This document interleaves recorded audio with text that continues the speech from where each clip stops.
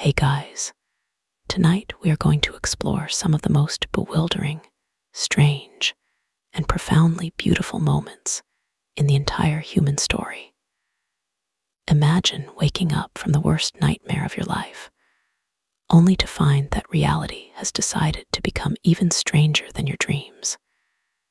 You're standing in the half-light of a Sunday morning in a garden just outside Jerusalem. The air is cool, thick with the scent of myrrh, damp earth, and crushed herbs. You can feel the dew on the stone beneath your feet, and you're about to witness something so impossible, so utterly reality-shattering, that your brain will quite literally refuse to process it at first. Honestly, if you were actually there, witnessing this firsthand with the trauma and grief these people were carrying, you probably wouldn't survive the shock. So before you get comfortable, take a moment to like the video and subscribe, but only if you genuinely enjoy what I do here. As always, I love seeing where you're all tuning in from. Let me know your city and what time it is for you in the comments. The world had gone quiet.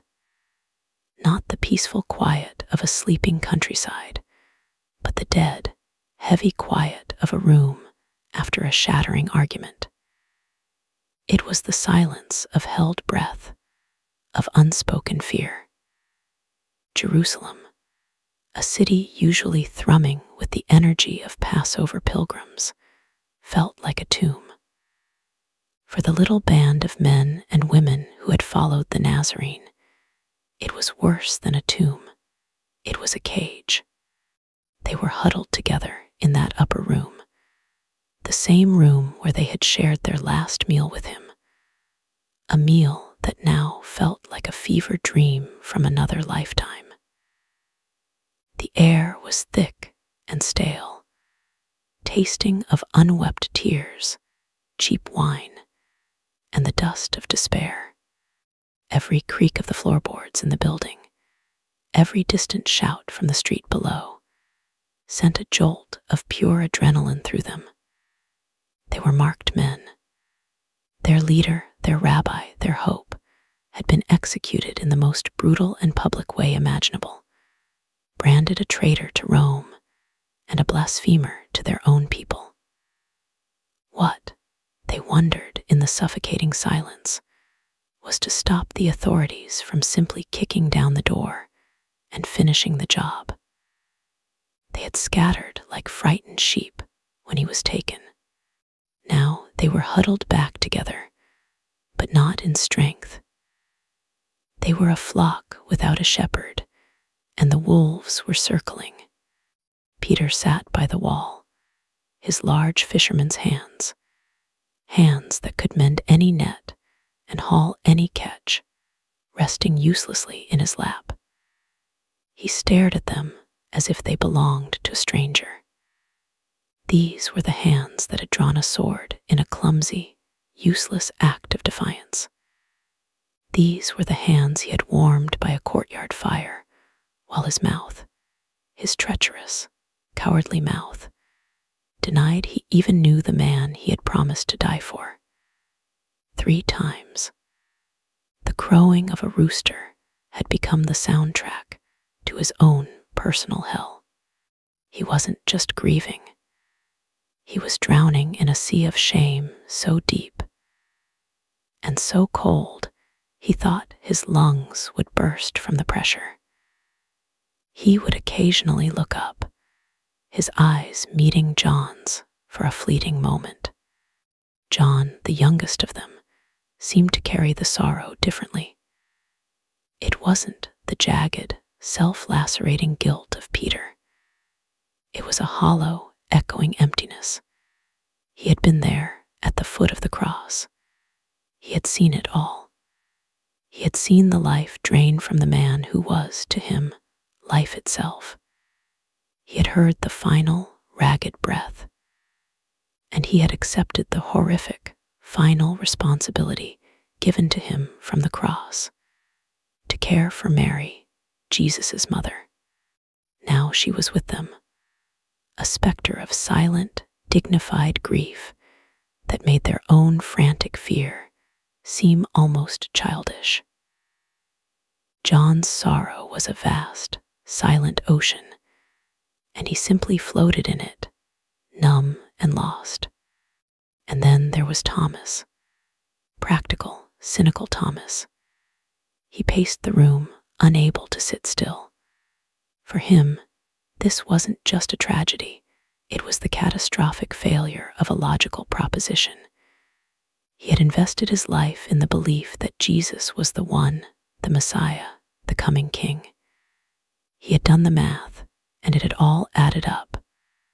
And now, the answer was a bloody corpse on a Roman cross. It was over. Finished. His grief was sharp, intellectual, and angry. He was angry at the Romans, angry at the temple priests, but most of all, he was angry at himself for believing in something so beautiful that it was bound to be destroyed. The others would whisper of prophecies, of things the rabbi had said about the third day, but Thomas would just shake his head and stare out the barred window. Hope was a luxury they could no longer afford. Hope was the bait in the trap that had snapped shut on all of them.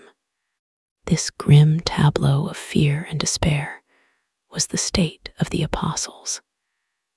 They were locked in, both by the heavy bar on the door and by the paralysis of their own hearts. They waited. They didn't know what for. Perhaps for the temple guards.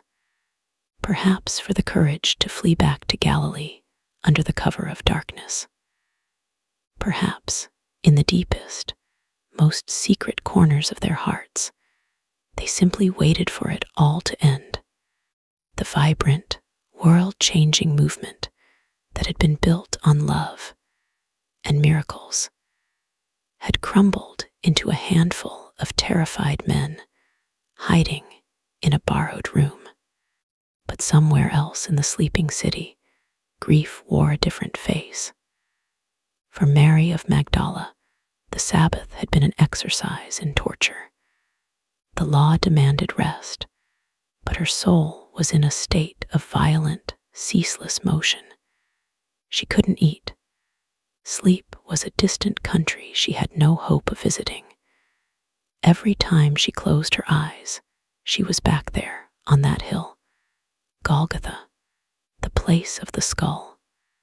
The name itself was a horror. She could hear the sickening thud of the hammer. She could smell the metallic tang of blood on the air, mixed with the sour stench of sweat and vinegar. She could see his face, contorted in agony, yet still filled with a love that broke her heart into a million pieces. This was the man who had saved her, not in some abstract theological sense. He had looked at her, a woman dismissed and defined by her demons, and he had seen her. He had spoken her name, and in doing so, had given her back her own life. He had quieted the screaming chaos in her mind and replaced it with a peace she had never imagined possible. To follow him was not a duty. It was as natural and necessary as breathing. Her love for him was fierce, total, and uncomplicated. And now he was gone, ripped from the world. Her grief was not the frightened, self-preservational sorrow of the men in the upper room. They had lost their leader, their future. She had lost her reason for being. There was no room for fear in her heart. It was too full of a pain that was vast and empty all at once. The only thing that kept her tethered to the world was a single, practical task. A final act of love. The law had forbidden them from properly preparing his body for burial. He had been taken down from the cross in a hurry as the Sabbath approached, wrapped hastily in linen, and laid in a borrowed tomb. It wasn't right. It wasn't enough.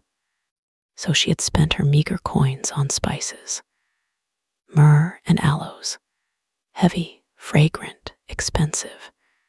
She had sat with the other women, Mary the mother of James, and Salome, pounding the resins and herbs, their tears falling into the mixture. The scent filled the small room, the traditional perfume of death. It was a task that was both agonizing and comforting. It was the last thing she could do for him. Anoint his broken body. Give him the dignity in death that he had been so cruelly denied. This task was an anchor in the storm of her sorrow. It gave her purpose. It gave her a reason to face the next sunrise. And as the darkness of Saturday night began to thin, turning from pitch black to a deep, bruised purple, Mary could wait no longer. The Sabbath was officially over. She rose, her body aching from a sleeplessness that went bone deep. She gathered the heavy bundles of spices and the linen cloths. She met the other women, their faces pale and drawn in the pre-dawn chill. They didn't speak much. There was nothing left to say. Their shared purpose was a silent bond between them. They set out into the streets of Jerusalem. It was that strange, liminal hour when the night is not quite over and the day has not yet begun. The city was asleep, the narrow alleyways filled with long, distorted shadows. The air was cool and carried the scent of baking bread from a distant baker already at his work, a smell of ordinary life that felt like a cruel joke. Their sandals made soft, rhythmic slapping sounds on the cold flagstones, the only noise in the sleeping city. As they walked, a practical, troubling thought began to surface. A whisper passed between them. But who will roll the stone away for us from the entrance of the tomb? It was a valid, crushing concern. The tomb was sealed with a massive, disc-shaped stone, likely weighing well over a ton. It would have taken several strong men to roll it into place. They were 3 women, exhausted by grief and carrying heavy spices. The thought of arriving at the tomb only to be thwarted by a rock was a fresh wave of despair. They had no answer. They just kept walking. Love, it seems, is often more determined than it is practical. They were driven by a need to perform this final act of devotion, and they would deal with the impossibility of the stone when they got there. They left the city walls through one of the smaller gates, their path leading them to the garden of Joseph of Arimathea, the wealthy council member who had bravely requested Jesus' body. As they entered the garden, the world began to stir. A few birds, tentative and sleepy, began their morning song. The air grew thick with the scent of damp earth, blooming spring flowers, and the resinous smell of cypress trees. The sky in the east was beginning to bleed with the first faint strokes of gray and pink. It was a beautiful, peaceful place, a place for new life, not for death. And then they saw it, or rather, they saw what wasn't there. They stopped dead in their tracks, their hearts leaping into their throats. From a distance, even in the dim light, they could tell something was terribly wrong. The tomb was carved into a rock face, and its entrance should have been a dark, sealed circle. Instead, it was a gaping black maw. The great stone, the impossible obstacle that had filled their anxious whispers, was not just pushed aside. It looked as if it had been tossed, rolled a good distance away from the entrance, as if by a giant's hand. The women froze, a new kind of fear, colder and sharper than grief, taking hold. This wasn't sorrow. This was violation. This was desecration. Their first thought wasn't a miracle. It was a crime. Grave robbers. Or worse, the authorities, not content with his death, had come to steal his body to prevent it from becoming a shrine. The final, unthinkable indignity. Mary Magdalene didn't wait for the others. The anchor of her grief, that one final task of anointing his body, had been ripped away. She was adrift again, but this time in a panic. Without a word, she turned and ran. She ran as if her life depended on it, back towards the city, back towards the place where Peter and John were hiding. She didn't look inside the tomb. The open, empty darkness was enough. Her mind, already shattered by grief, could only leap to one conclusion, and she gasped it out to herself as she ran, her lungs burning, her feet stumbling on the uneven path. They have taken the Lord. They have taken the Lord out of the tomb. She burst into the upper room like a storm, her chest heaving, her face wild with terror and exertion. The disciples, startled from their lethargic despair, jumped to their feet. They have taken the Lord out of the tomb, she gasped, clinging to the doorframe for support. And we do not know where they have put him. The words hung in the stale air, a statement of utter catastrophe. Their last, tragic duty to know where his body lay, to have a place to mourn, had been stolen from them. For Peter, the news was a catalyst. The shame that had paralyzed him was momentarily burned away by the need for action. He was a man of impulse, and this was something he could do. He had to see for himself. He pushed past Mary and was out the door, running towards the garden. John, ever the quicker, was right behind him, his younger legs easily outstriessing Peter's powerful but heavier frame. They ran through the now awakening streets, a strange sight for the few early risers, two grown men, sprinting as if pursued by demons. It wasn't a race of competition, but one of desperation. Each man was running toward the epicenter of his own broken world, needing to see the scope of this new disaster with his own eyes. John arrived first, his breath coming in ragged gasps. He stopped at the entrance to the tomb, his heart pounding against his ribs. He didn't go in immediately. He just stooped down, peering into the cool darkness within. The first rays of the sun were now striking the garden, and there was enough ambient light to see. He saw the linen wrappings, the cloths that had bound Jesus' body, lying on the stone slab. They weren't torn or thrown about, as you'd expect from a hasty robbery. They were lying there flat, as if the body they had once contained had simply evaporated. They still held the vague shape of a human form, like a deflated cocoon. And then he saw the other cloth, the saudarian that had been wrapped around Jesus' head. It wasn't with the other linens. It was separate, folded up neatly, and placed to one side. Strange and powerful thought pierced through John's grief.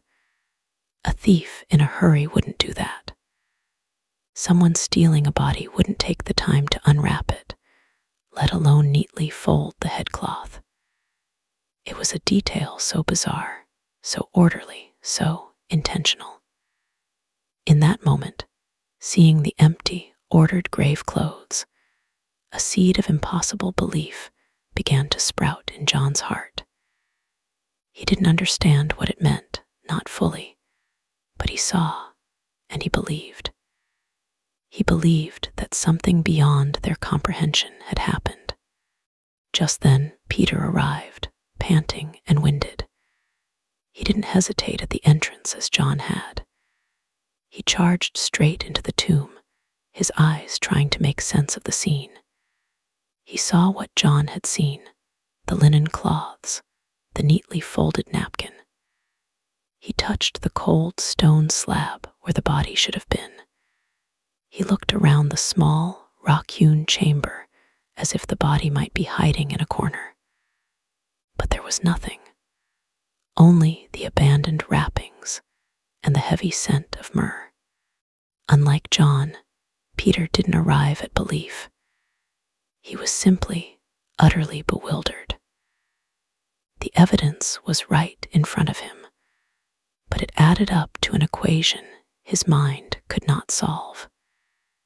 He left the tomb marveling, shaking his head, 1,000 questions warring with the deep, aching sorrow that was already his constant companion. And then they simply went home, back to the upper room, back to the others, to report the unbelievable, inexplicable facts. The tomb was empty. The grave clothes were there. They had no answers, only a deeper, more profound mystery. They left the garden, their footsteps heavy with confusion. But they had left someone behind. Mary Magdalene had followed them back to the garden, unable to stay away. When they left, she remained, standing outside the tomb, alone. The initial adrenaline of her panicked run had faded, replaced by a wave of grief so profound it buckled her knees. She stood there, in the now bright morning sun, and wept. The other women were gone. Peter and John were gone. She was alone with this gaping emptiness, both in the tomb and in her own soul. Her tears were not gentle. They were racking, heartbroken sobs that shook her entire body. She was weeping for the loss of his presence, for the horror of his death, and now for the theft of his body. It was the ultimate cruelty. They had not even left her his memory to mourn over. Finally, as if drawn by some unseen force, she bent down to look into the tomb one last time. Perhaps she had missed something. A clue, anything. As her tear-blurred eyes adjusted to the dim light, she saw something that Peter and John had not. The tomb was no longer empty. There were 2 figures there, sitting on the stone ledge where Jesus' body had lain, one at the head and one at the foot.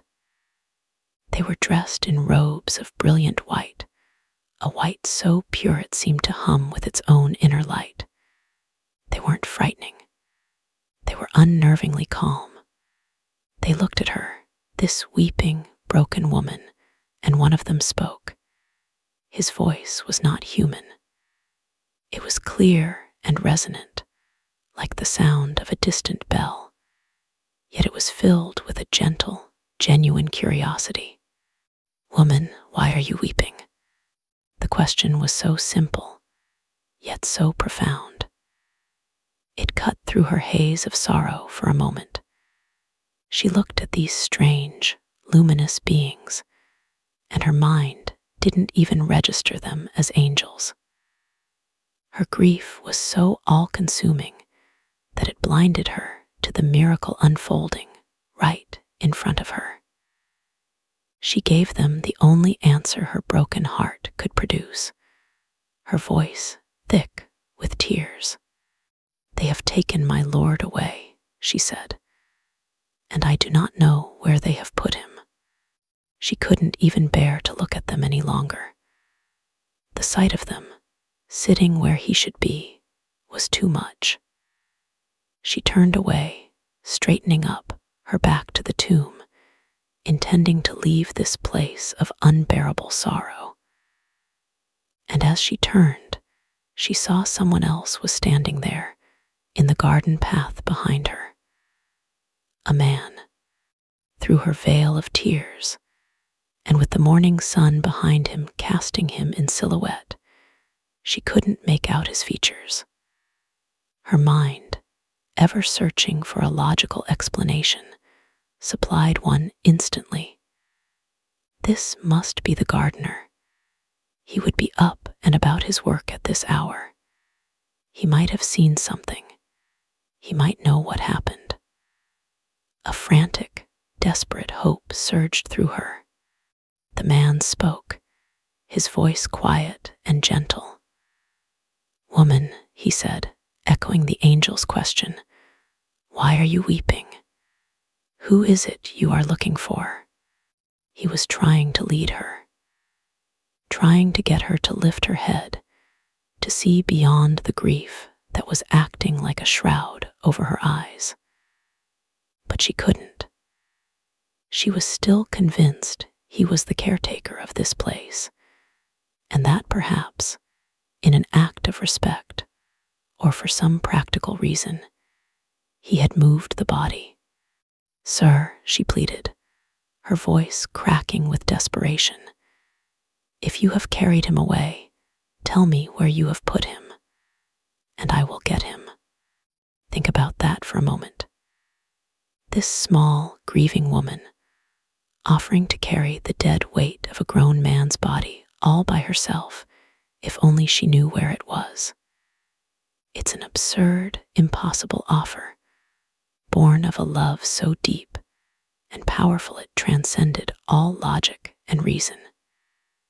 She would do anything, bear any burden, just to be able to care for him one last time.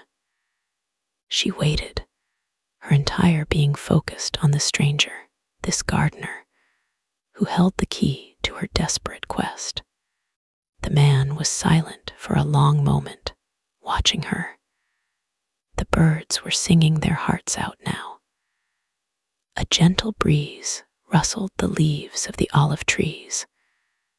The world was filled with the signs of a beautiful spring morning, but Mary saw none of it.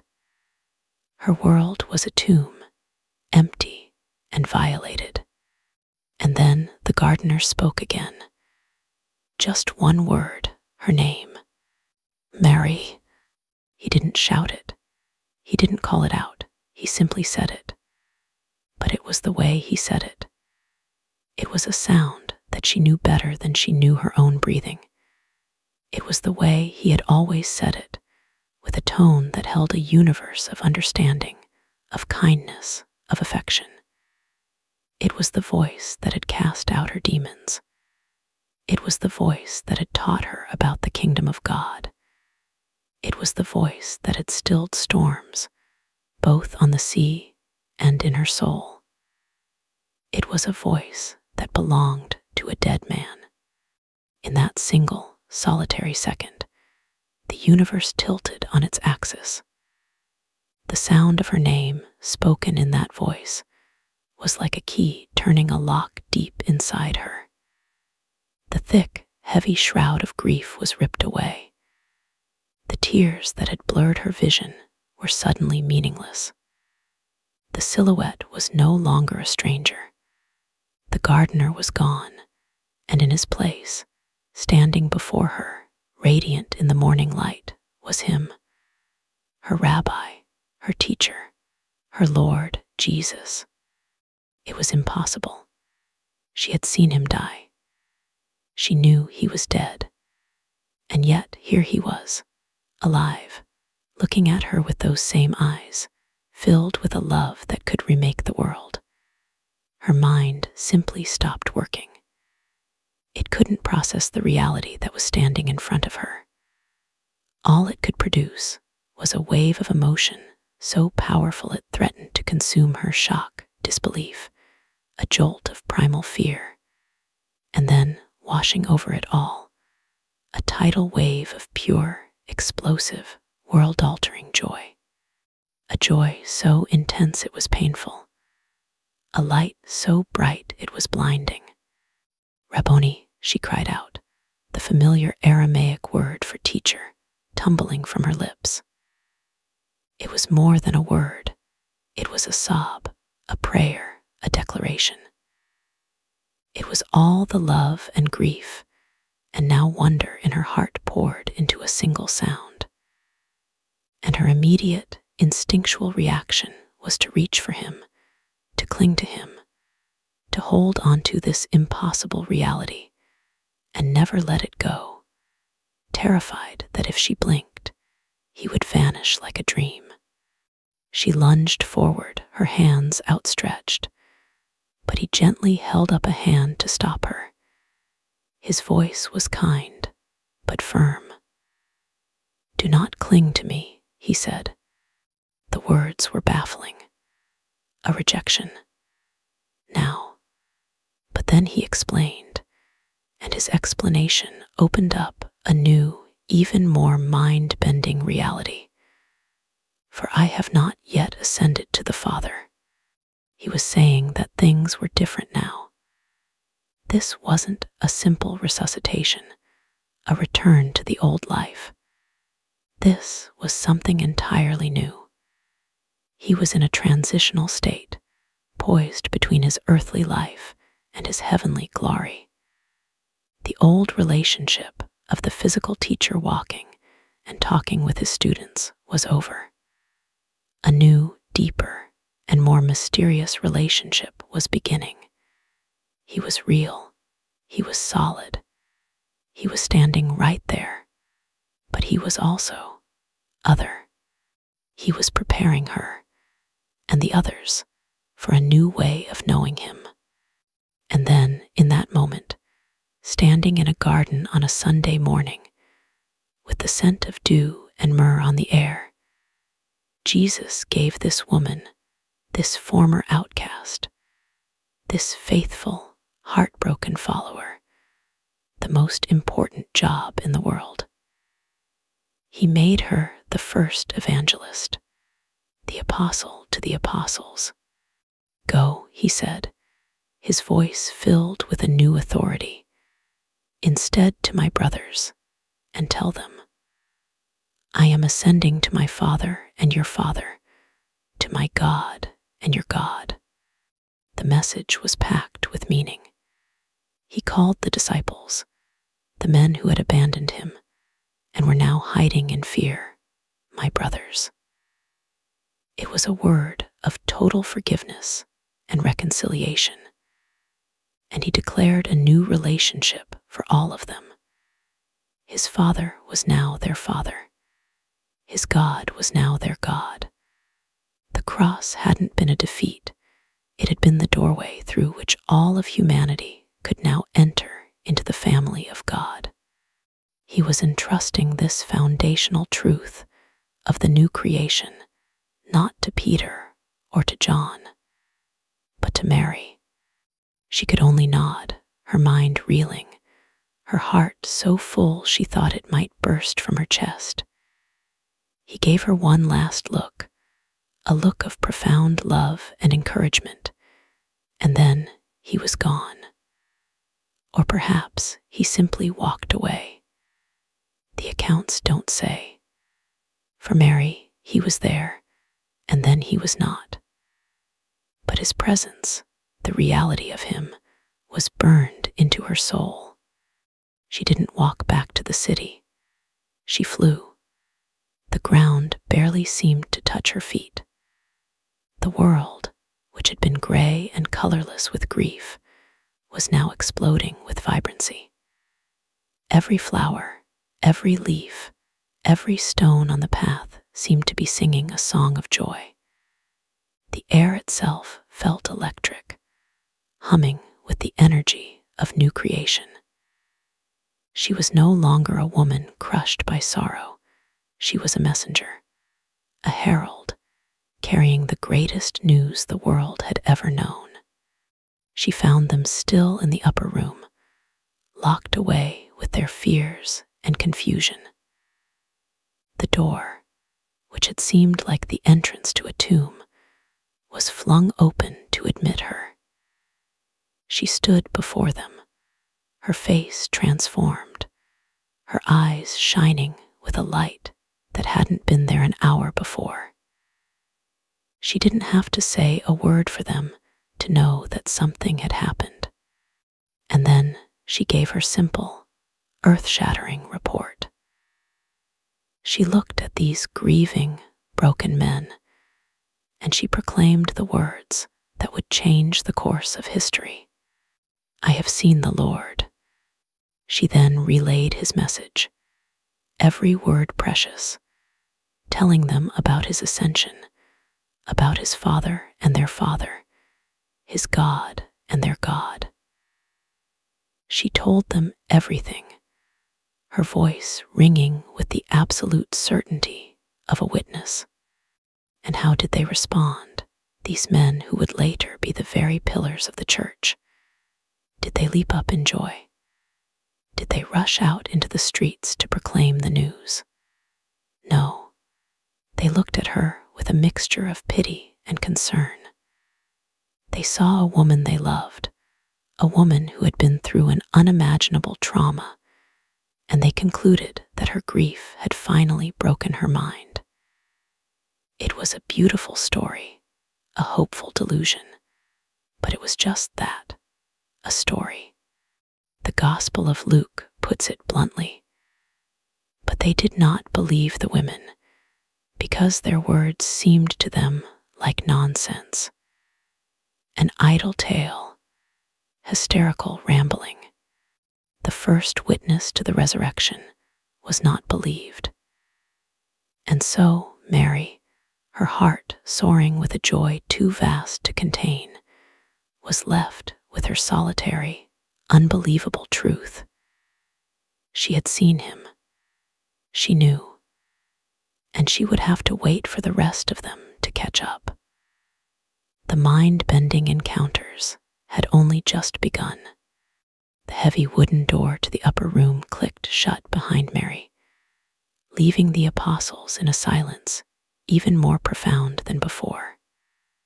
Her report, delivered with the breathless, shining certainty of an eyewitness, had landed in the room not as a spark of hope, but as a splash of cold water. It was too much, too fast, too impossible. They had watched her go, this woman whose faith had always been so beautifully, enviably simple, and the consensus in the room was a sad, unspoken thing. The grief had finally broken her. They had all seen it, people driven mad by sorrow, clutching at fantasies to keep the darkness at bay. And that, they concluded, is what this was, a fantasy. A beautiful, heartbreaking story spun from the threads of love and desperation. An idle tale. Peter and John exchanged a look. They, at least, knew part of her story was true. The tomb was empty. The grave clothes were lying there in that strange, orderly way. But an empty tomb does not a resurrection make. It was a mystery, a puzzle. But their minds, conditioned by the grim, unyielding laws of nature, supplied 100 other explanations before they could ever land on a miracle. A stolen body was still the most logical, if horrifying, conclusion. That Mary had then hallucinated a vision of angels and a conversation with a phantom Jesus. Well, it was tragic, but understandable. They felt a deep pity for her and a deeper gloom for themselves. If even the strongest among them were beginning to see things, then their little band was truly falling apart. So the day wore on. That first Sunday of the New World was, for the apostles, just a long, agonizing continuation of the Sabbath's despair. They were prisoners in that room, the city of Jerusalem, outside a place of immense threat. The sun climbed high in the sky, its light filtering through the grime on the single window, tracing slow, indifferent patterns on the dusty floor. Time itself felt thick, syrupy, each minute an hour, each hour an eternity. They spoke in hushed tones, endlessly rehashing the events of the last 72 hours, picking at the wound of their failure, their cowardice, their confusion. Every so often, someone would mention Mary's story again, a tentative "what if," only to have it shot down by the grim pragmatism of the others. Thomas was particularly adamant. Hope was the enemy. Reality was a cross and an empty, desecrated tomb. To believe otherwise was to invite a second, even more painful, heartbreak.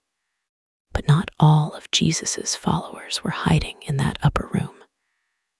As the afternoon began to wane, casting long shadows across the Judean hills, 2 of them decided they'd had enough. They were leaving the city. The dream was over, and it was time to go home. One of them was named Cleopas.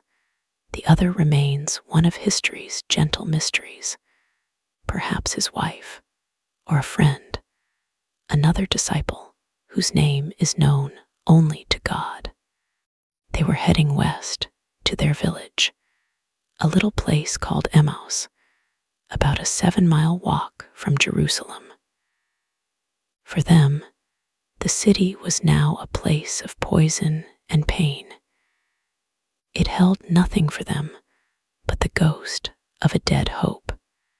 Their journey was not a pleasant stroll. Every step was heavy. Their heads were down, their shoulders slumped. This was a walk of defeat, a funeral procession for a belief they had held so dear. And as they walked, they talked, their voices low and sad. They were doing what people do in the wake of a catastrophe, trying to make sense of it. They went over it all, piece by piece, as if by examining the components of their shattered faith, they might understand how it had broken. He was a prophet, Cleopas might have said, his voice rough with emotion. I've never seen anyone like him. The way he spoke, the things he did, you saw the crowds, you saw the healings. He was powerful, in word and in deed. Everyone saw it. God and all the people. And that's what I don't understand, his companion might have replied, kicking a loose stone on the dusty road. If he was so powerful, how could they do that to him? How could our own leaders, our chief priests and rulers, hand him over to be sentenced to death? How could they crucify him? It doesn't make any sense. We were so sure we had hoped. Ah, there it was. That beautiful, terrible phrase.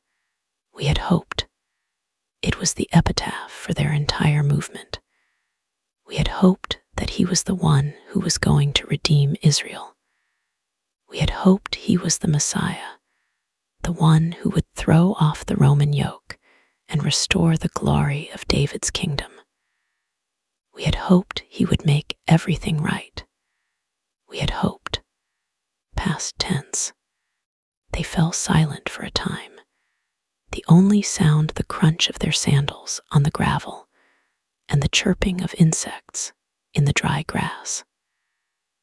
They were lost in their own private worlds of disappointment. They had staked their lives on this hope, and now it lay buried in a borrowed grave. And to make matters worse, there was this new, confusing development. And now, Cleopas continued, shaking his head. It is the third day since all this took place. The third day. He said something about the third day, didn't he? I can't even remember anymore. And on top of it all, some of the women from our group, they've amazed us. They went to the tomb early this morning, but didn't find his body. They came and told us they had seen a vision of angels who said he was alive. He let out a short, bitter laugh. A vision of angels. Can you believe it? Some of our companions went to the tomb too, the other added. Peter and John.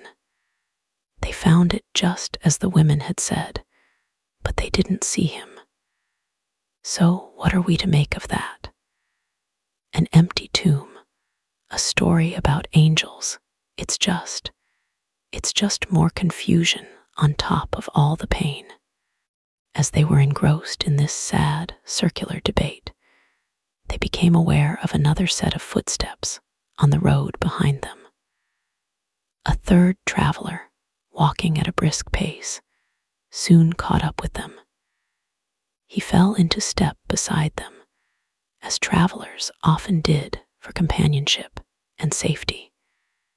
He was a stranger, just another pilgrim, it seemed, his clothes dusty from the road. He walked with them in silence for a few moments, listening to the tail end of their somber conversation. Then he spoke, his voice calm and even. What is this conversation that you are holding with each other as you walk? The question was so simple, so direct, that it stopped them in their tracks. They stood still on the road, their faces a mask of undisguised sadness. Cleopas turned to the stranger, his expression one of pure incredulity. Who was this man? Had he been living under a rock for the past week? Are you the only one visiting Jerusalem who does not know the things that have happened there in these days? Cleopas asked, a sharp edge to his voice. The dramatic irony is almost too thick to bear. They were standing face to face with the central character of the entire cosmic drama, the very subject of their debate, and they were chiding him for his ignorance. What things? The stranger asked, his expression patient, inviting them to tell their story. And so they did.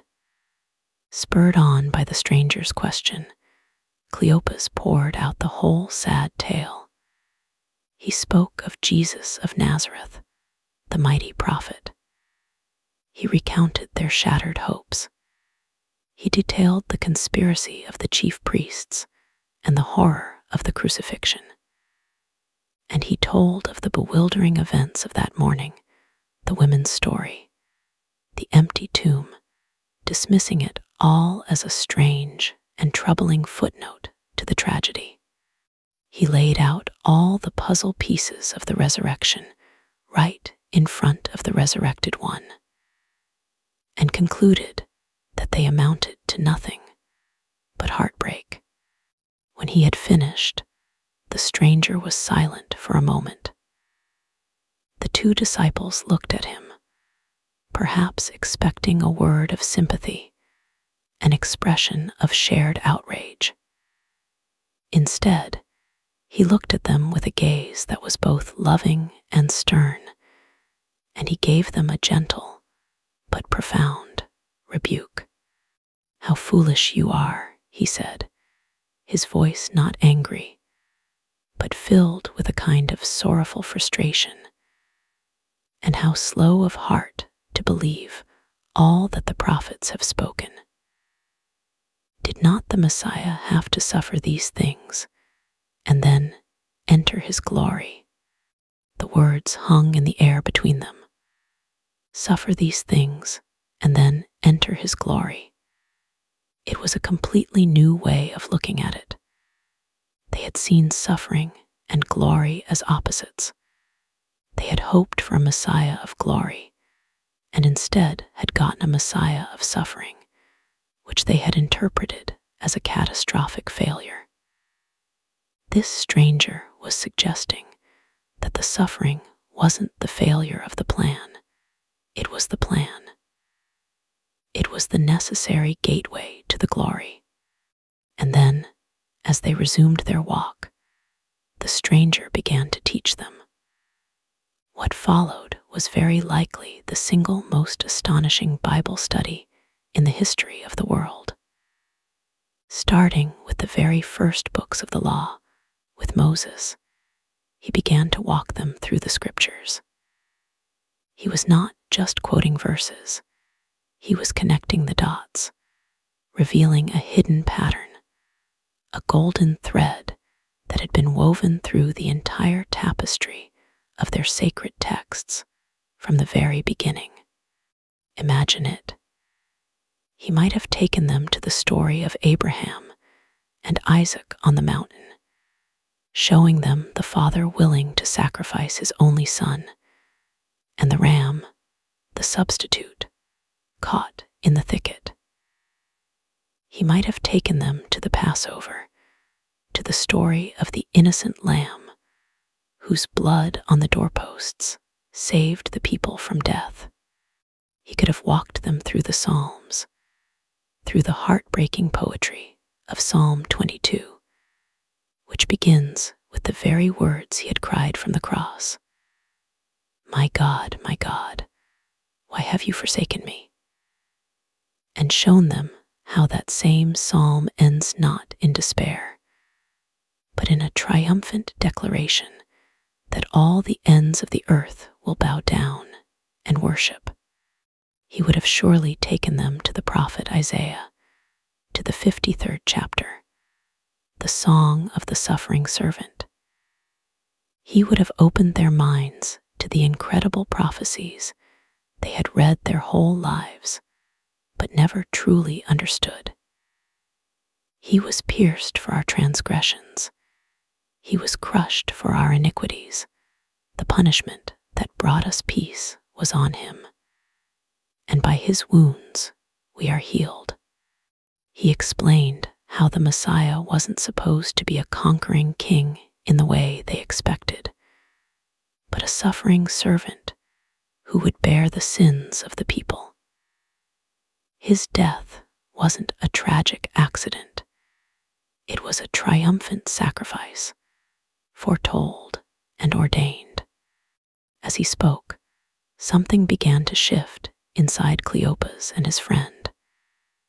It was a feeling they couldn't quite name. The heavy, cold stone of despair that had been sitting in their chests for 3 days began to feel lighter.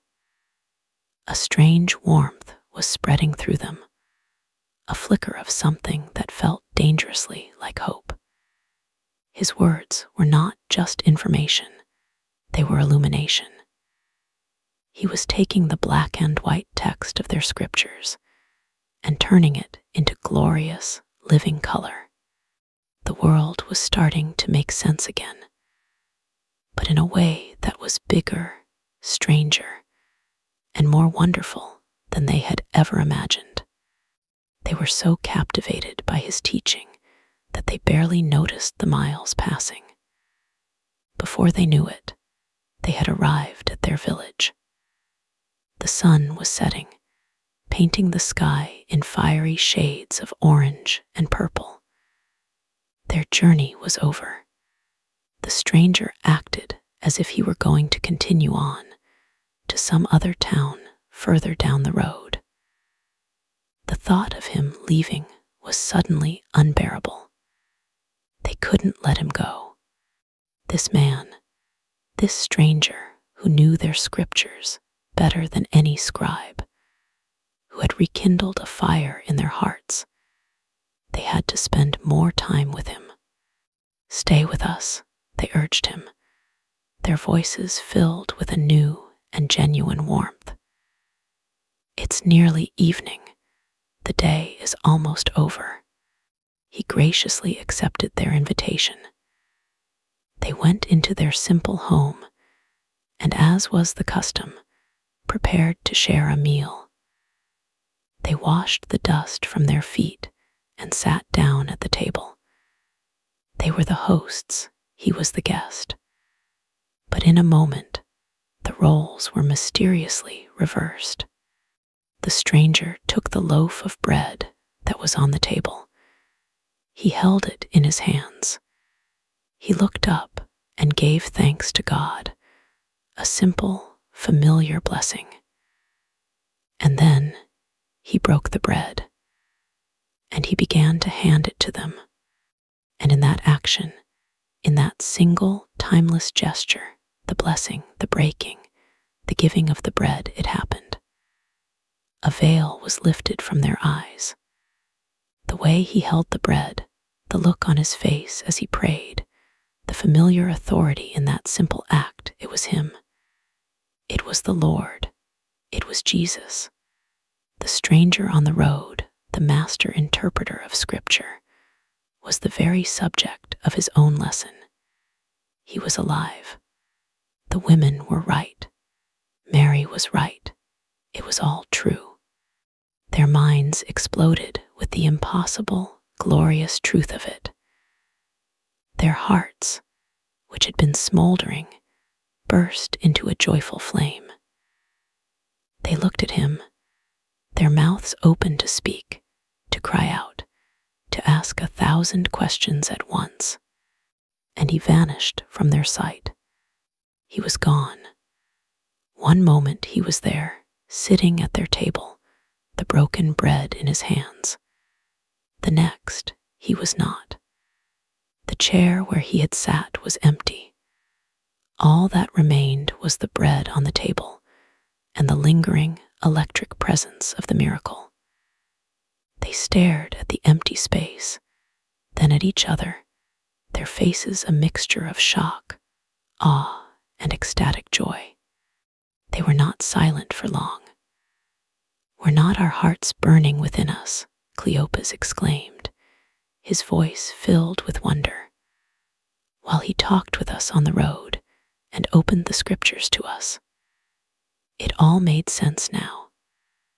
The strange warmth, the compelling authority, the way his words had resonated with a truth deeper than their own despair. They didn't even think about the meal. They didn't think about how dark it was outside. They didn't think about the dangers of the road at night. They had to go back. They had to tell the others. Their slow, mournful walk of defeat away from Jerusalem was about to be replaced by a frantic, joyful sprint back to it.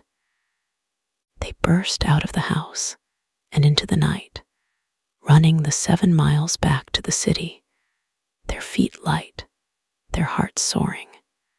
Every step was a confirmation of the impossible truth. The Lord is risen. Meanwhile, back in the upper room, the mood was tense and strange.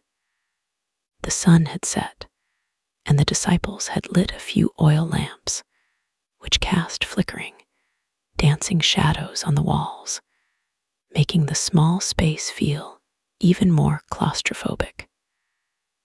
Just as Cleopas and his friend were running towards them, the disciples were in the middle of a stunning development of their own.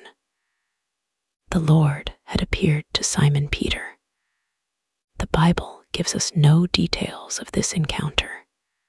It was a private, personal meeting between Jesus and the disciple who had so spectacularly denied him. Perhaps it was a meeting of forgiveness, of quiet restoration. We don't know. All we know is that it happened. Peter, the rock, had seen him. So when Cleopas and his companion finally arrived, breathless and giddy, and burst through the door. They found a room already buzzing with a nervous, terrified energy. "It is true," the disciples were saying. "The Lord has risen and has appeared to Simon." Then the two from Emmaus told their story, adding fuel to the fire. They recounted the walk, the conversation with the stranger, the masterful way he had opened the scriptures, and the final, stunning revelation in the breaking of the bread. The room was now a cauldron of emotions, disbelief warring with a fragile, dangerous hope, fear of the authorities outside warring with the fear of the supernatural events that seemed to be happening inside. And it was into this very moment of high-strung, emotional chaos that the next, and perhaps most mind-bending, encounter occurred. While they were still talking about him, while the words, "He was made known to us in the breaking of the bread," were still hanging in the air, he was suddenly just there. Not at the door was still bolted shut, the heavy bar firmly in place. Not through the window. He was simply standing in the middle of the room, among them. One moment he wasn't there, the next he was. The reaction was not joy. It was pure, primal terror. The buzz of conversation died in an instant, replaced by gasps of fear. This couldn't be him. It must be a ghost, a spirit, the shade of their crucified master come back to haunt them. They shrank back against the walls, their faces pale with fright in the flickering lamplight. He saw their terror. He knew their thoughts, and his first words were not a rebuke, but a gift. "Peace be with you, shalom." It was the standard greeting, but spoken by him, in this moment, it was a powerful benediction. Peace into their fear, peace into their doubt, peace into their guilt. But they were still terrified, convinced they were seeing a phantom. He spoke again, his voice gentle, reasoning with them as a parent would with a frightened child. "Why are you troubled, and why do doubts rise in your minds? Look at my hands and my feet. It is I myself. Touch me and see. A ghost does not have flesh and bones, as you see I have." As he spoke, he held out his hands for them to see. And there they were, the wounds, the raw, undeniable evidence of his crucifixion. The holes where the thick Roman nails had been driven through his wrists. He showed them his feet, also bearing the marks of his execution. These wounds were not badges of defeat. They were the trophies of his victory over death. They were the proof that this was not some ethereal spirit, but their same Jesus in a real, physical, albeit transformed body. They stared, their minds struggling to bridge the gap between what they knew to be impossible and what they were seeing with their own eyes. The Bible describes their state perfectly. They still did not believe it because of joy and amazement. It was too good to be true. Their joy was so overwhelming, it was preventing them from actually believing. Have you ever felt that? Received news so wonderful you think you must be dreaming. That was them, a room full of men, suspended between ecstatic hope and total disbelief. Jesus, in his profound, earthy wisdom, knew exactly what they needed. He needed to ground them. He needed to do something so normal, so mundane, that it would shatter their superstitious fear. and prove his physical reality beyond any doubt. He looked around at their astonished faces and asked a simple question. Do you have anything here to eat? It's a wonderfully, almost comically human moment. The resurrected Lord of the universe, conqueror of death and hell, is asking for a snack.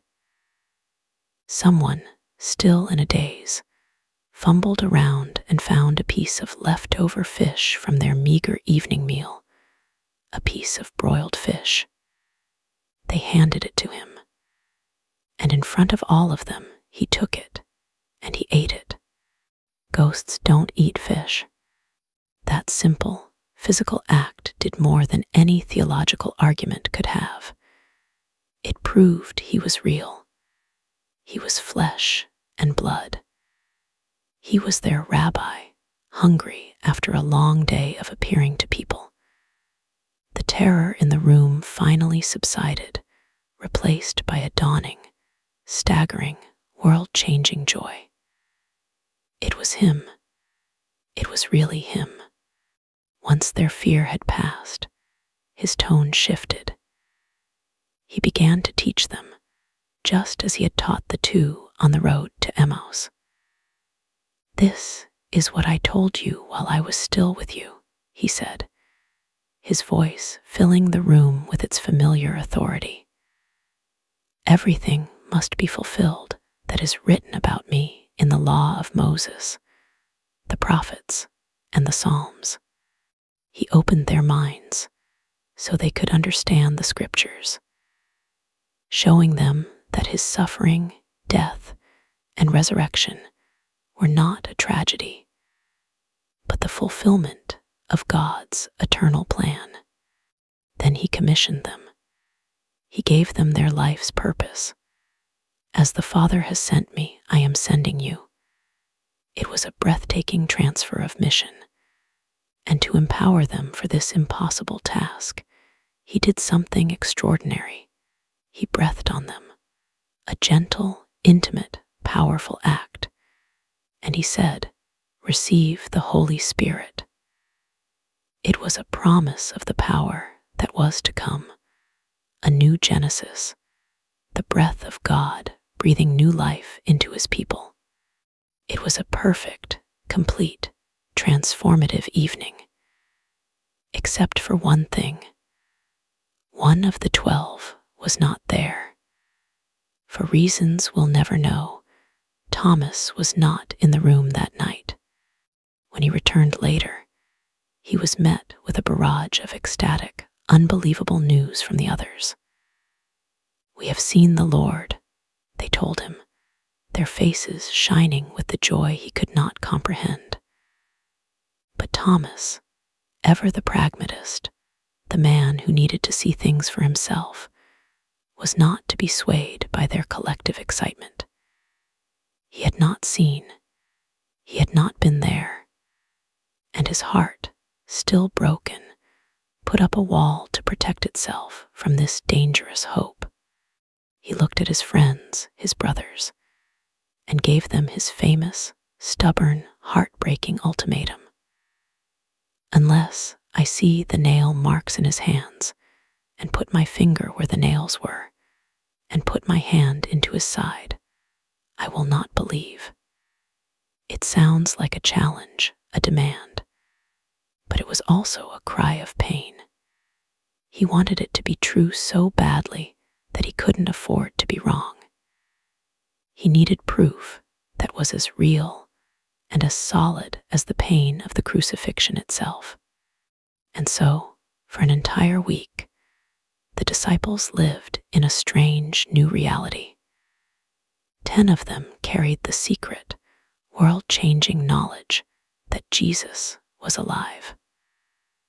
One of them lived in the cold, lonely prison of his doubt, perhaps feeling more isolated than ever before.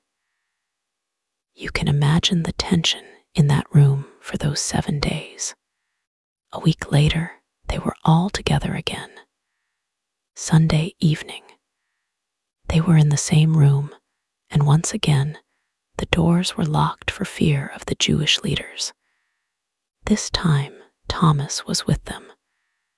And just as before, without a sound, without a warning, Jesus was suddenly standing in their midst. He spoke his customary greeting, the gift of his presence. "Peace be with you."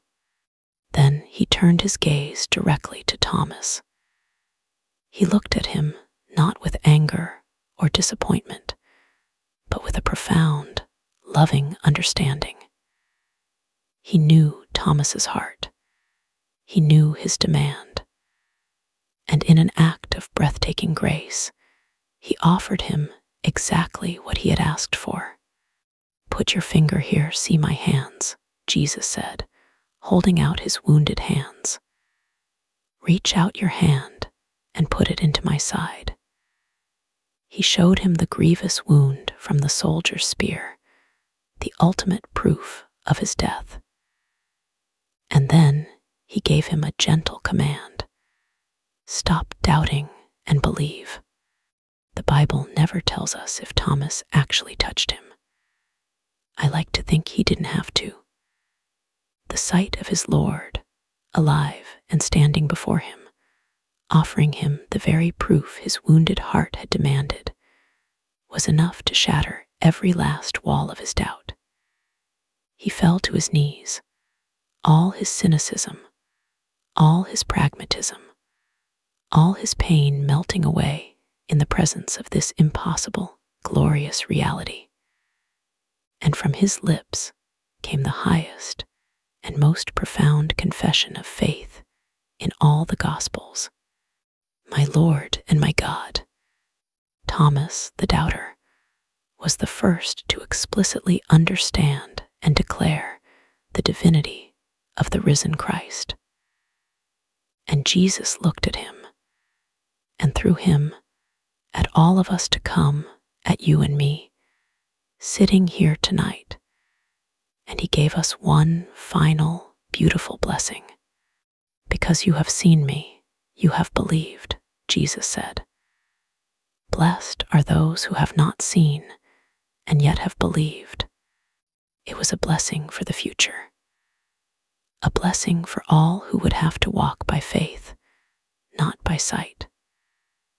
A blessing for those who would hear these incredible, mind-bending stories and find in them not idle tales, but the very foundation of a new and unshakable hope.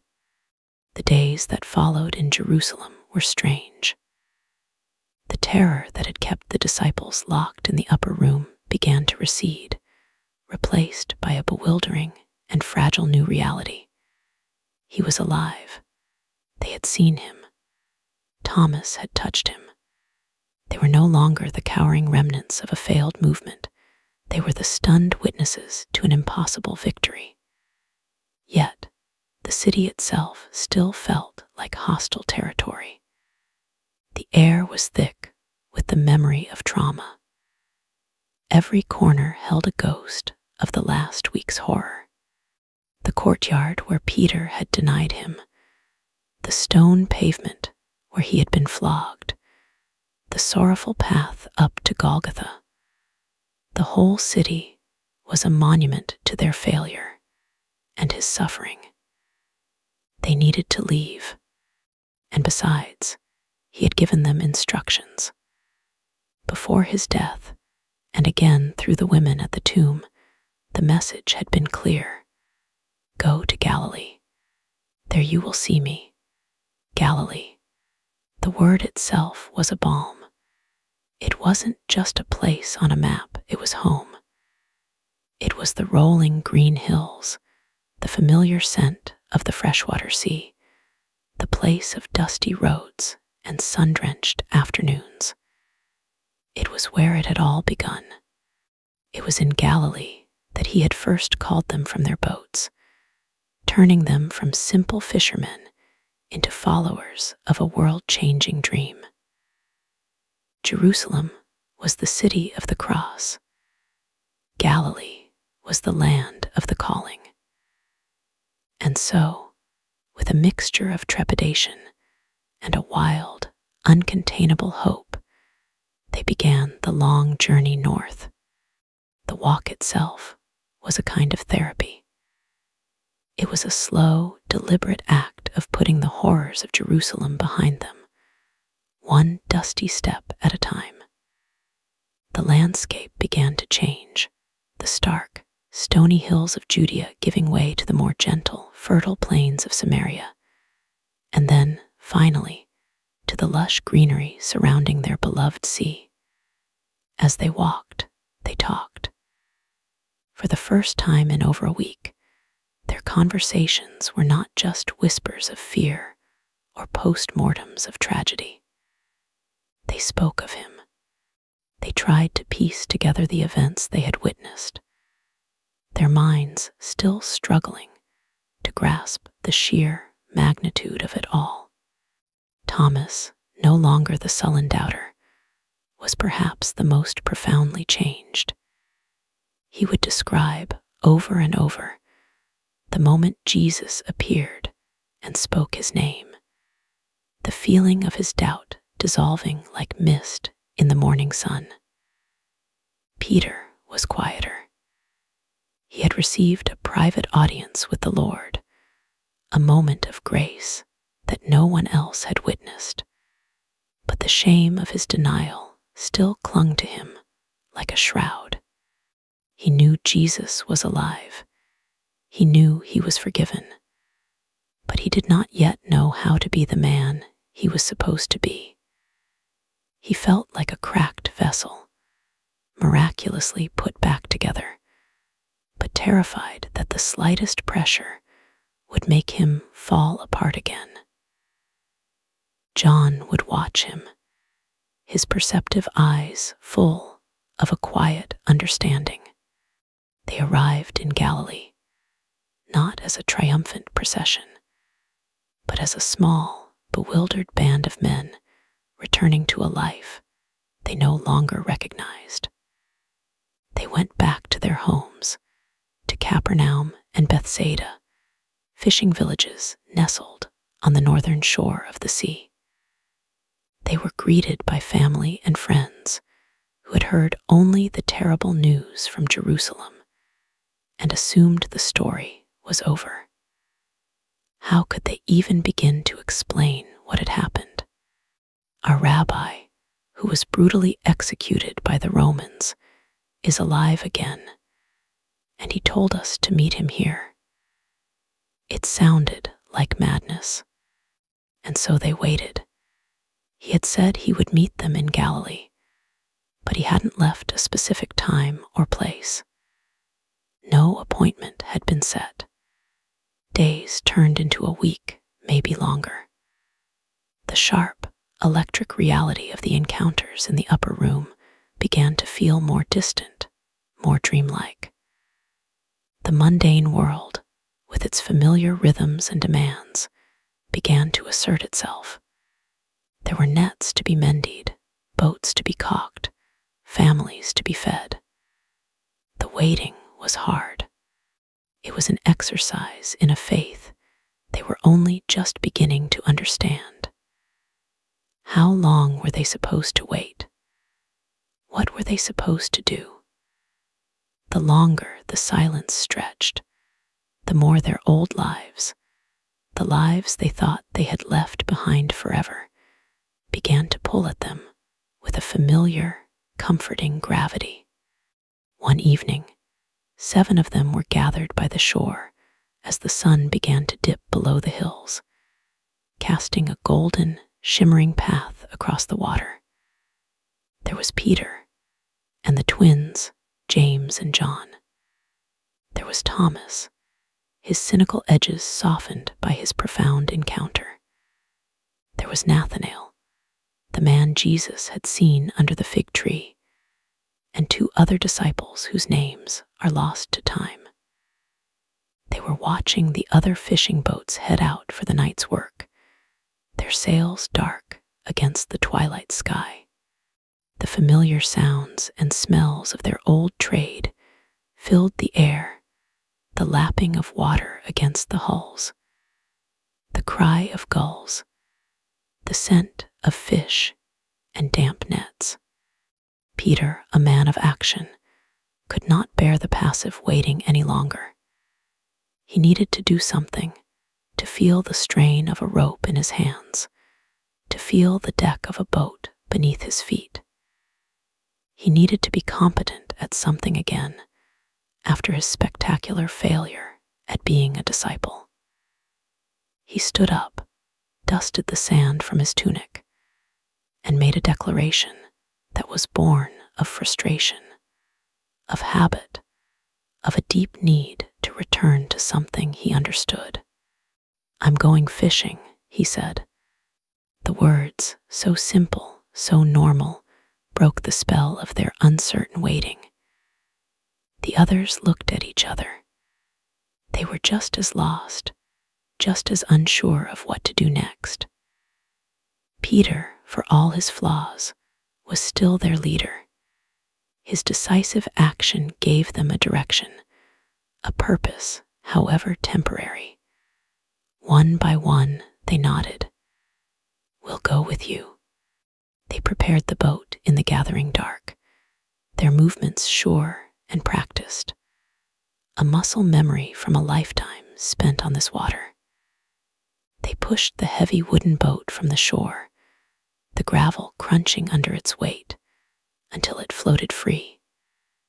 They climbed aboard, the boat rocking gently, a familiar and comforting motion. They rowed out into the deep water, the lights of the village shrinking behind them, until they were alone under a vast, star-dusted sky. The Sea of Galilee at night is a place of profound peace, the water often as smooth and dark as glass, reflecting the cosmos above. And they began to fish. They worked as a team, as they had thousands of times before. They let out the great dragnet, its weights taking it deep into the water, and then they would slowly, painstakingly, haul it back in. It was hard, physical work. Their muscles strained, their hands grew raw from the ropes. They worked through the night, casting and hauling, moving from one familiar fishing spot to another. And they caught nothing, not a single fish. The nets came up empty time and time again, full of nothing but water and the occasional bit of weed. The hours passed. The moon traced its silver arc across the sky. The initial sense of purpose, of doing something useful, began to sour into a familiar frustration. For professional fishermen, a night like this was more than just bad luck. It was a kind of professional humiliation. It was a long, dark, and fruitless night. And as the first hint of dawn began to lighten the eastern sky over the dark hills of the Golan, a deeper symbolism might have begun to dawn on them. Here they were, back at their old lives, trying to make it work on their own terms, and their efforts were yielding nothing. It was a perfect metaphor for their lives without him. Exhausted, cold, and dejected, they finally gave up and began to row their empty boat back towards the shore. As they drew closer, about 100 yards out, they saw a figure standing on the beach. It was a man, a silhouette against the brightening sky, the smoke of a small fire curling up beside him. He was too far away to recognize. He cupped his hands around his mouth and called out to them across the water, his voice carrying clearly in the still morning air. "Friends," he shouted, using a common, affectionate term for laborers, "haven't you any fish?" It's the question every fisherman who's had a bad night dreads. It's a question that pokes right at the heart of their failure. Peter, or one of the others, grunted a short, sullen reply, a single word that summed up their entire night of futility. No, they fully expected the man to offer some useless advice or perhaps a bit of pity. Instead, his next instruction was both specific and, to a group of professional fishermen, slightly absurd. "Throw your net on the right side of the boat," the stranger commanded, "and you will find some." The disciples likely exchanged weary, skeptical glances. The right side, the left side, what possible difference could it make? They had fished these waters their entire lives. They knew where the fish should be, and they had been crisscrossing those very spots all night long with no success. To listen to a random stranger on the shore felt foolish, but they were bone-tired, empty-handed, and had absolutely nothing to lose. Perhaps there was something in the confident, authoritative tone of his voice. With a collective sigh of weary resignation, they picked up the heavy, damp net one last time and heaved it over the right side of the boat. The moment the net hit the water, the impossible happened. It was instantly, violently, filled with fish. The ropes were nearly ripped from their hands. The side of the boat dipped dangerously low under the sudden, immense weight.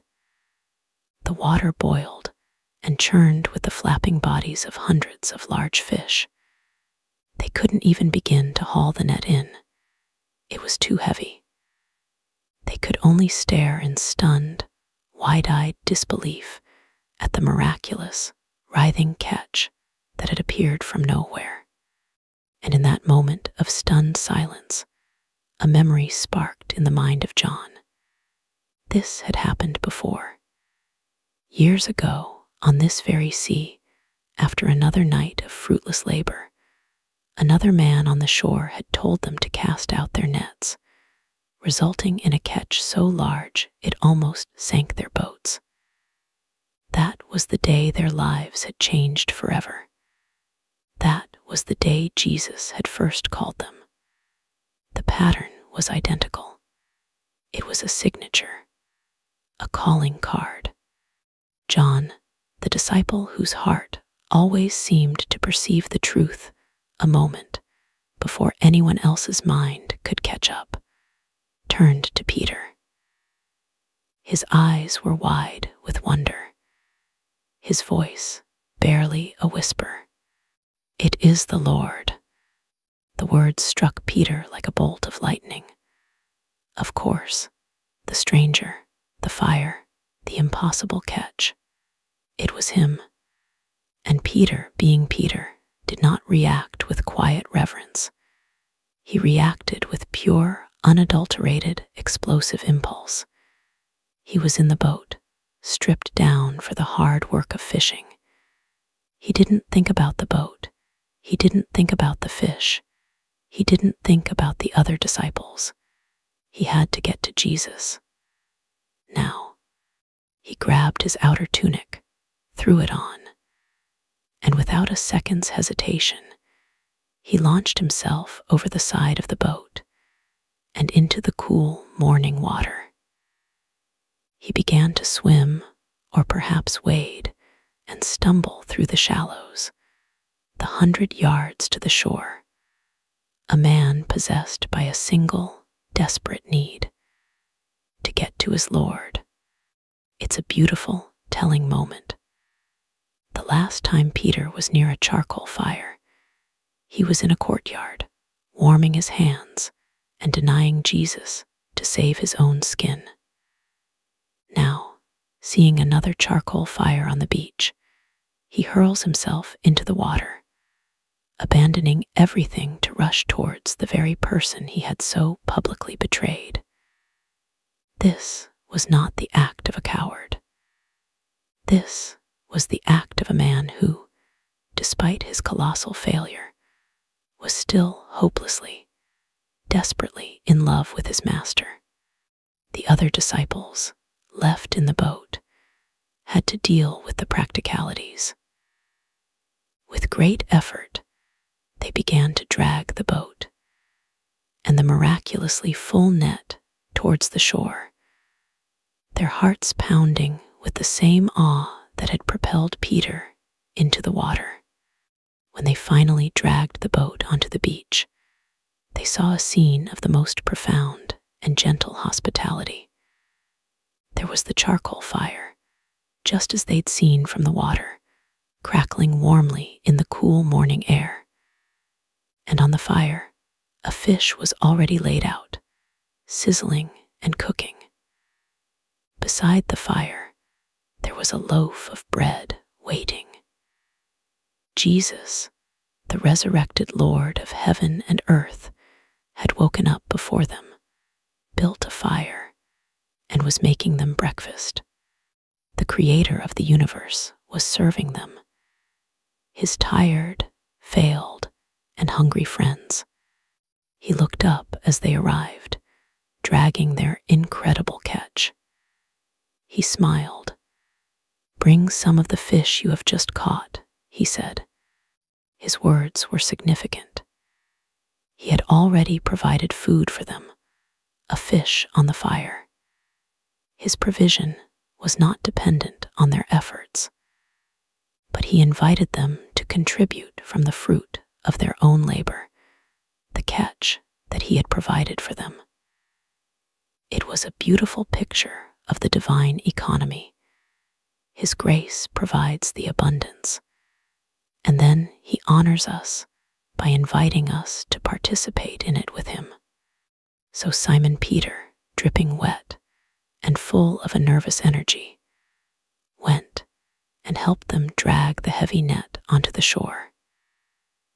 It was, as John later noted with his typical eye for detail, full of 153 large fish. And even with so many, the net was not torn. A small detail, but a testament to the sheer, overwhelming, perfect nature of the miracle. Then Jesus spoke the words they were longing to hear, an invitation of the deepest comfort and fellowship. "Come and have breakfast." They gathered around the fire, a group of rough fishermen and their resurrected Lord. The Bible says that none of the disciples dared ask him, "Who are you?" They didn't need to. They knew. There was an aura of holiness, of otherness about him, yet he was so completely, recognizably himself. And so they ate in a kind of sacred, awe-filled silence. He took the bread and gave it to them, and he did the same with the fish. Can you imagine that meal? The sound of the lapping waves on the shore, the warmth of the fire on their faces, the smell of wood smoke and broiled fish, and the quiet, powerful presence of the man they had seen crucified and buried. It was a meal of reconciliation, of fellowship, of a peace that settled deep into their weary bones. When the meal was over, when they were full and warm, the atmosphere changed. The easy fellowship of breakfast gave way to a moment of profound, gentle seriousness. Jesus turned his gaze on Simon Peter, and the time had come. The public, threefold denial by a charcoal fire had to be healed by a public, threefold restoration by a charcoal fire. Jesus looked at Peter. He didn't call him by the name he had given him, Peter, which meant the rock. A rock is what he had spectacularly failed to be. Instead, he used his old name, the name of the man he was before he had ever followed him. "Simon, son of John," he began, his voice soft but clear. "Do Do you love me more than these? The question was laser sharp. More than these. More than these other disciples. Peter had once boasted on the night of the betrayal, "Even if all fall away on account of you, I never will." He had claimed a superior love, a superior loyalty. Now, Jesus was gently holding that boast up to the light. And he used the Greek word agape for love, the highest, most selfless, divine kind of love. Peter, humbled to his very core, could not bring himself to make such a grand claim again. He couldn't say, "Yes, I love you with that perfect, divine love, and I love you more than anyone else." All his pride had been crucified with his Lord. His answer was humble, honest, and personal. He used a different word for love, phileo, which means a more human, brotherly affection, a deep fondness. "Yes, Lord," he said, his eyes not leaving Jesus' face. "You know that I love you, phileo." He wasn't making a boast. He was making an appeal. He was saying, "You know my heart. You know its weaknesses. But you also know that in my own flawed human way, I really do love you." Jesus accepted his answer, and he gave him a commission. Feed my lambs. He was restoring him to a position of service, of tender care for the youngest, most vulnerable members of the flock. A few moments passed. Then Jesus asked him again, "Simon, son of John, do you love me agape?" Again, Jesus used the high, demanding word for love. He was giving Peter a chance to rise to that level.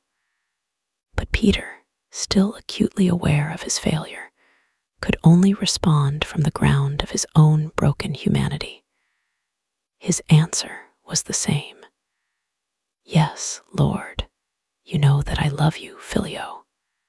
And again, Jesus accepted it and gave him a commission, this time a slightly different one. "Take care of my sheep, shepherd my sheep," a position of guidance and protection. Then came the third question. This time, Jesus changed his own wording. He came down to Peter's level. He met him right where he was. "Simon, son of John," he asked, "do you love me, phileo?" He used Peter's own humble word for love. And this, the Bible tells us, hurt Peter. He was grieved. Why? Because the threefold question was a clear and painful echo of his threefold denial. And perhaps because Jesus, by lowering the standard of the question, was confirming to Peter just how far he had fallen. It was as if Jesus was saying, "All right, Simon, forget the grand claims. Let's get down to it. Are you even my friend?" The question pierced Peter's heart. His final answer was not a simple yes. It was a cry of total surrender, an appeal to the one who knew him better than he knew himself. "Lord," he said, his voice thick with emotion, "you know all things, you know that I love you, phileo." It was the ultimate confession. I can't trust my own heart. I can't trust my own promises. I have failed, and I might fail again. But you know everything. You know the depths of my failure, but you also know the truth of my love, however imperfect it may be. My only hope is that you know me. The restoration was complete. The denial was healed. Jesus looked at this broken, humbled, and now wholly surrendered man and gave him his great, final commission. Feed my sheep. The shepherd was restored to his flock. The rock, shattered by his own weakness, was now being rebuilt on the foundation of grace. Then Jesus' tone became somber. He gave Peter a glimpse into the future, a prophecy of the price of this new commission. Very truly, I tell you, when you were younger, you dressed yourself and went where you wanted. But when you are old, you will stretch out your hands, and someone else will dress you and lead you where you do not want to go. John, the narrator, adds that Jesus said this to indicate the kind of death by which Peter would glorify God. The man who had been a coward in the courtyard would one day become a martyr, stretching out his hands in crucifixion, following his master to the very end. And with that sobering, honoring prophecy delivered, Jesus stood up and gave Peter the same 2 words he had spoken to him on this very shore years before. The words that had begun it all. Follow me. It was a new beginning, a fresh start. The past was forgiven, the future was ordained, and the present command was simple. Follow me. Peter, in a moment that is so perfectly, humanly him, immediately gets distracted. He turns, sees John, the beloved disciple, the one who had stayed at the cross, the one who had outrun him to the tomb, and his old instincts of comparison and rivalry kick in. He gestured towards John and asked Jesus, "Lord, what about him? What's his story going to be? Does he get an easier path than me?" Jesus' reply was a final, gentle, and crucial rebuke, a lesson for Peter and for all of us. If I want him to remain alive until I return, what is that to you? You must follow me. In other words, don't worry about his journey. Don't compare your calling to his. Your responsibility is not his life. It is yours. You follow me. It was the last lesson on the beach. Discipleship is not a competition. It is a singular, personal, all-consuming call to follow the Master, one step at a time. And with that, the breakfast by the sea, the great restoration of the shepherd, was complete. The breakfast on the beach was a turning point. It wasn't just the miraculous catch of fish or the profound intimacy of the meal. It was the restoration of Peter. Seeing their shattered leader gently and lovingly put back together by the Master had a healing effect on all of them. The guilt and shame that had haunted their group dynamic since the betrayal began to dissipate in the warm morning light of forgiveness. They were no longer just a collection of traumatized individuals. They were a brotherhood again, fragile but whole. The 7 who had been there carried the story back to the others, their faces still shining with the wonder of it all, and a new sense of purpose began to settle among them. The waiting in Galilee, which had felt aimless and uncertain, now felt charged with anticipation. He was not just appearing to them randomly, he was preparing them for something. A message was sent out, passed in quiet but urgent tones through the network of followers scattered in the villages around the sea. Jesus had appointed a place to meet them, a specific mountain. The very instruction was significant. In their scriptures, mountains were places of divine encounter. Moses had received the law on the terrifying, smoking peak of Sinai. Elijah had confronted the prophets of Baal on Mount Carmel, and later heard the still, small voice of God on Horeb. Jesus himself had delivered his most famous sermon from a mountainside, and he had been gloriously transfigured on another. A summons to a mountain was a summons to a revelation. And so they came. Not just the 11, but a much larger crowd. Disciples who had followed him from the early days, women who had supported his ministry, families whose lives he had touched with healing and hope. They came from Capernaum, from Bethsaida, from Magdala, from the tiny, sun-baked villages that dotted the Galilean hills. They climbed the mountain, a strange and hopeful pilgrimage. The path was steep, and as they ascended, they left the familiar world of fields and fishing boats behind, climbing towards the wide, open sky.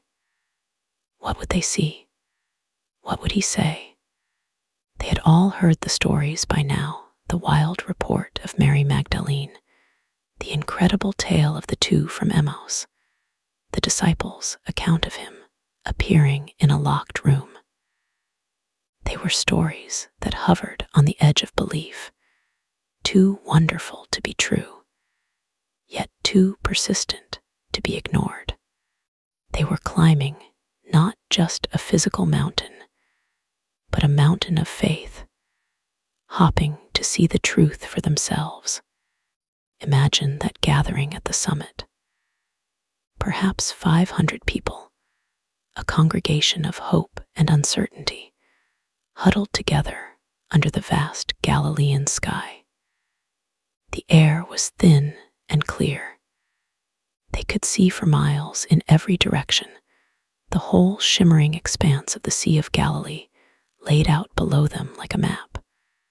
The Jordan Valley snaking to the south, the distant, snow-capped peak of Mount Hermon to the north. It was the heart of the world they knew, the land he had walked and taught in for 3 years. And it was here, at this vantage point, overlooking their whole lives, that he chose to appear. He was simply there. There was no fanfare, no clap of thunder. One moment the summit was empty, the next, he was standing among them. And the reaction of the crowd was twofold, a perfect snapshot of the human heart in the presence of the divine. Matthew tells us, when they saw him, they worshipped him, but some doubted. They worshipped. For most, the sight of him, undeniably real, gloriously alive, was enough to shatter any lingering uncertainty. The stories were true. It was him. And the only possible response was to fall on their faces in awe and adoration. The sound of hundreds of people crying out in a mixture of joy and reverence must have echoed across the hills. They were not worshiping a ghost or a memory. They were worshiping their risen, victorious Lord. But some doubted. This is one of the most honest and reassuring details in the entire story. Even here, even now, with the resurrected Christ standing right in front of them, some of them still struggled. Let's sit with that for a moment. This wasn't a defiant, cynical doubt like Thomas's initial refusal. This was likely a more bewildered, disoriented kind of doubt. The kind of doubt that says, my eyes are seeing this, but my mind cannot make sense of it. Can this really be happening? Is this real, or am I seeing a vision? Am I dreaming? It's the doubt born of a worldview being completely and irrevocably shattered. The resurrection is not a minor tweak to our understanding of the world. It is a full-scale demolition of our most basic assumptions about life and death. Their doubt was not a sign of weak faith. It was a sign that they understood the sheer, mind-bending magnitude of what was happening. It was the last gasp of a world where death was final, a world that was, in their very presence, passing away. Jesus did not rebuke their doubt. He did not single them out for their uncertainty. He simply came near to them, closing the distance, his presence itself the answer to their questions. And then he spoke. The words he said on that mountain were not a gentle parable or a quiet word of comfort. They were a declaration of cosmic authority, a command for a global mission, and a promise of eternal presence. This was the Great Commission. He began with a statement of such breathtaking scope that it would have stunned them into silence. All authority in heaven and on earth has been given to me. Let's try to unpack that. He was not saying he had earned some authority or been granted a little power. He was claiming all of it. Total, absolute, universal sovereignty. The authority in heaven over angels and demons, over cosmic forces, over the very throne room of God. And the authority on earth over kings and emperors, over armies and governments, over weather and disease, over life and death itself. This man, whom they had last seen in Jerusalem as a powerless, condemned prisoner, stripped, flogged, and executed by the authority of Rome, was now declaring that all the authority in the universe, including Rome, ultimately belonged to him. He was claiming to be the king of the cosmos, the true center of all reality. This statement is the foundation for everything that follows. It is the why behind their mission. They were not being sent out on their own, with a compelling philosophy and a sad story about a martyred leader. They were being sent out as the official emissaries of the rightful king of the universe, armed with his total and complete authority. And because of that authority, he gave them their mission. Therefore go, he commanded. The word therefore is crucial. It links the mission directly to his authority. Because I am in charge of everything, therefore you are to go. It's a word that transforms them from a passive group of witnesses into an active, mobilized army. Go. It implies movement, initiative, a deliberate crossing of boundaries. They were to leave the familiar comfort of Galilee, the safety of their Jewish homeland, and go out into the wider world. Their period of hiding was over. Their period of waiting was over. Their period of going was about to begin. And what were they to do as they went? Go and make disciples of all nations. This is the heart of the command. Notice, he doesn't say go and make converts. He doesn't say go and get people to agree with a list of doctrines. He says, make disciples. A disciple is a learner, an apprentice, a follower. It's a comprehensive, life-altering commitment. They were to call people into a new way of being human, an apprenticeship to Jesus himself, learning to live their lives as he would live them if he were them. It was a call to a total reorientation of life around him, and the scope of this mission was revolutionary. Of all nations, in the Greek panta-ta-ethen, all the ethnic groups, all the tribes, all the peoples of the world. For this small group of Galilean Jews, this would have been a staggering, almost incomprehensible command. Their entire history and religious identity was built around the idea that Israel was God's chosen, special people. The Gentiles, the nations were on the outside. But now, Jesus was smashing those walls. The good news of God's kingdom was not a private Israeli treasure. It was a free gift for every person on the planet. The Romans who had crucified him, make disciples of them. The Greeks who worshipped Zeus and Aphrodite, make disciples of them.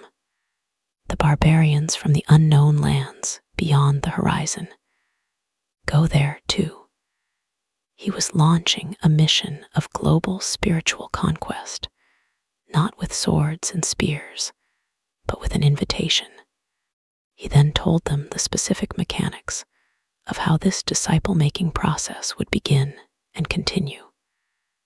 First, by baptizing them in the name of the Father, and of the Son, and of the Holy Spirit. Baptism was the visible, public sign of initiation, the moment a person declared their allegiance to this new king and their entry into his community. It was a symbolic death to the old life and a resurrection into a new one. And the formula he gave them was a profound revelation in itself. He commanded them to baptize in a single name, not names, plural that encompassed the Father, the Son, and the Holy Spirit. In one simple, practical instruction, he laid the foundation for the Christian understanding of the Trinity. He placed himself, the Son, in perfect, equal unity with the Father and the Spirit. They were inviting the world into the family of this one God in 3 persons. Second, making disciples involved, teaching them to obey everything I have commanded you. This was the lifelong curriculum. Baptism was the beginning, but discipleship was a continuous process of learning and transformation. And the textbook was everything Jesus had taught them, the Sermon on the Mount, the parables of the kingdom, the radical commands to love God with all their heart and to love their neighbors as themselves, even to love their enemies. It was a call to a deep, practical, and often difficult obedience, a slow and steady reshaping of their character and habits to look more like his. It was an impossible mission. A handful of uneducated fishermen and tax collectors from a backwater province of the Roman Empire were being told to go and change the religious and philosophical allegiance of the entire planet.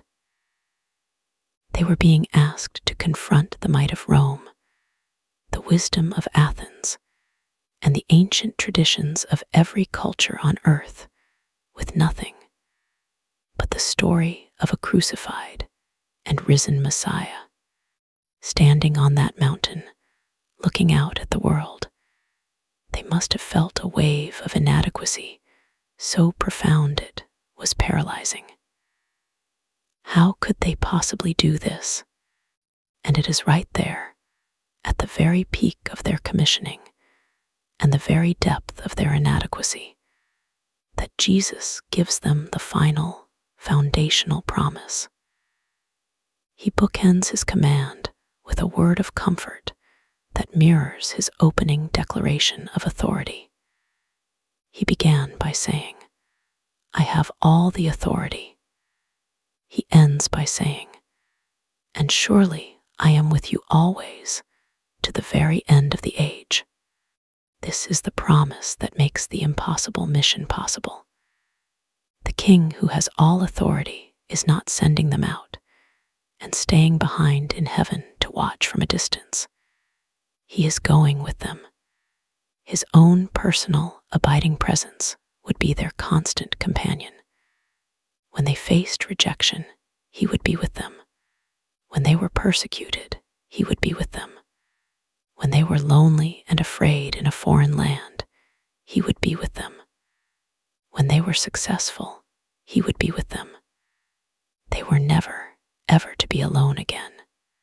It was a promise of a presence that transcended geography and time, a promise that would extend to the very end of the age. It was the ultimate reassurance, the fuel for their journey, the secret to their strength. The king was not just on his throne, he was also on the road with his friends. This event on the Galilean mountain was the formal, public declaration of the church's mission. But it was likely also the setting for that other, even larger, appearance mentioned by the Apostle Paul. In his first letter to the church in Corinth, written only about 25 years after the resurrection, Paul lays out the core evidence for the event. He lists the witnesses, first Peter, then the 12, and then he says, he appeared to more than 500 of the brothers and sisters at the same time, most of whom are still living, though some have fallen asleep. This is a stunning piece of historical data. Paul isn't talking about a vague legend from the distant past. He is citing a public event with hundreds of living eyewitnesses. He's essentially saying to the skeptics in Corinth, don't just take my word for it. Go to Judea and Galilee. Ask around. There are still people everywhere who will tell you, I was there. I saw him. To make a claim like that, so close to the time of the actual event, would have been foolish and easily disproven if it weren't true. It speaks to the utter confidence of the early Christians, a confidence born not of wishful thinking, but of a massive, shared, verifiable experience. Imagine being in that crowd of 500 on the mountainside. You've heard the rumors. You've dared to hope. You've made the journey. You are standing there with your friends, your family, your neighbors, and then you see him. And it's not just you. The person next to you sees him, and the person next to them. A collective gasp ripples through the crowd. A man in front of you falls to his knees, weeping. A woman behind you lets out a cry of pure, unadulterated joy. There is no possibility of a private hallucination here. This is a public event. You can turn to your neighbor and say, do you see what I see? And they will nod, tears streaming down their face, and say, yes, it's him. The sheer, overwhelming power of that shared witness would have been enough to forge a conviction of steel in the hearts of everyone present. It was an event designed to create an unshakable foundation of evidence for the generations to come. The Bible doesn't tell us what he said to that large crowd, but we can imagine him offering words of comfort and blessing, perhaps giving a summary of his teachings about the kingdom of God, confirming in person the news that had been spreading in whispers. The main purpose of this grand appearance was not necessarily new teaching, but the creation of an army of witnesses.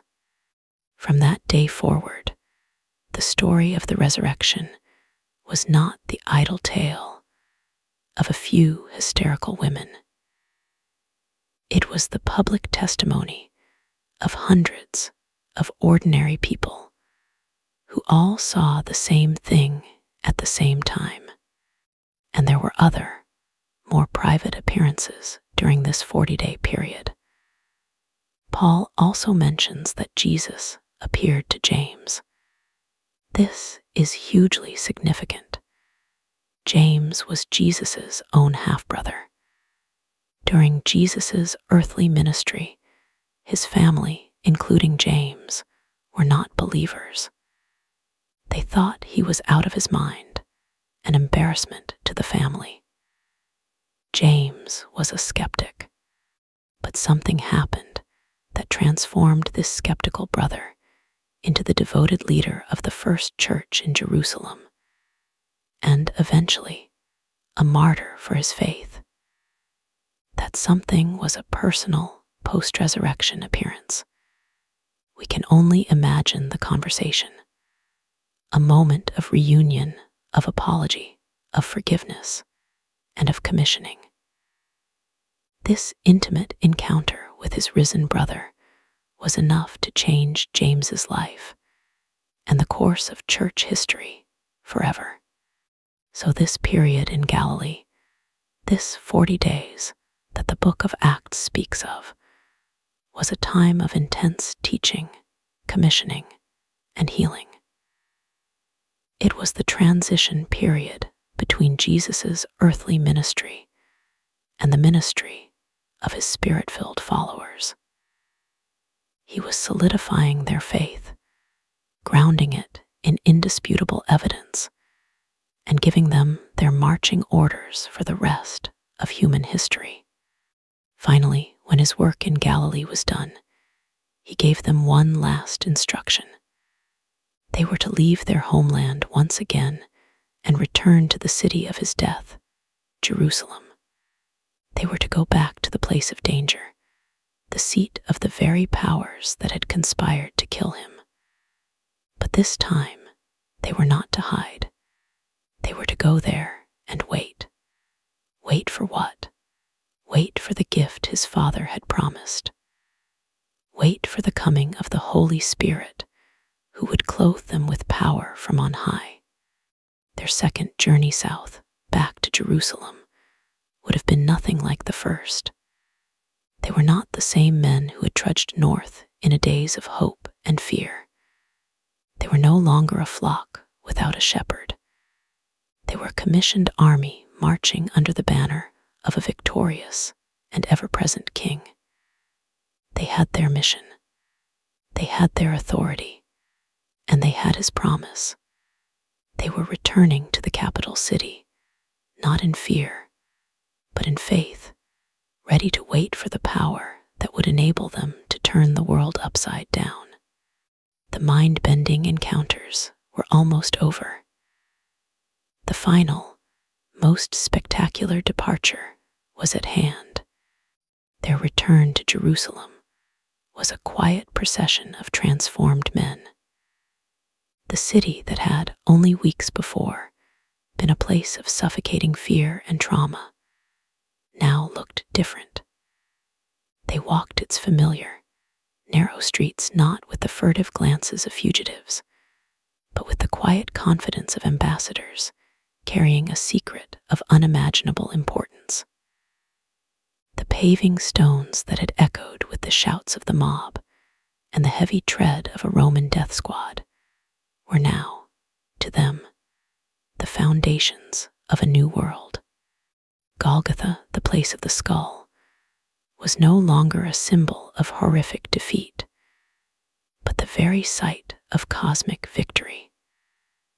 They saw it all through new eyes, the eyes of men who had eaten breakfast with a dead man on the shores of a Galilean sea. The 40 days were drawing to close. This strange, beautiful, and utterly bewildering period of time, this parenthesis between the resurrection and the next phase of God's plan, had been a masterclass in the nature of the kingdom. In their conversations during this time, Jesus had spoken to them of the kingdom of God. Before, they had heard those words and pictured a new Israeli government, a throne for a new King David, and a triumphant army to drive out the Romans. They had imagined a kingdom of earthly power, of political restoration. But in these 40 days, he had been gently, patiently, recalibrating their entire understanding. He was showing them that his kingdom was not something to be established with swords and political maneuvering. It was a spiritual reality, a new way of being human under the loving rule of God. It was a kingdom that advanced not through conquest, but through love, not through power, but through service. It was a kingdom whose borders were not geographical, but were drawn in the human heart. He was teaching them that his throne was not a golden chair in Jerusalem, but the cross itself, from which he had drawn all people to himself. He was the king, yes, but a king who served his subjects breakfast on a beach. This was the strange, upside-down kingdom he was preparing them to be citizens and ambassadors of.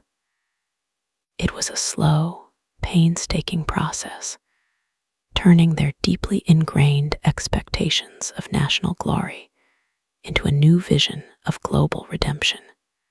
And so, on the last day of this unique season, he gathered them for one final walk.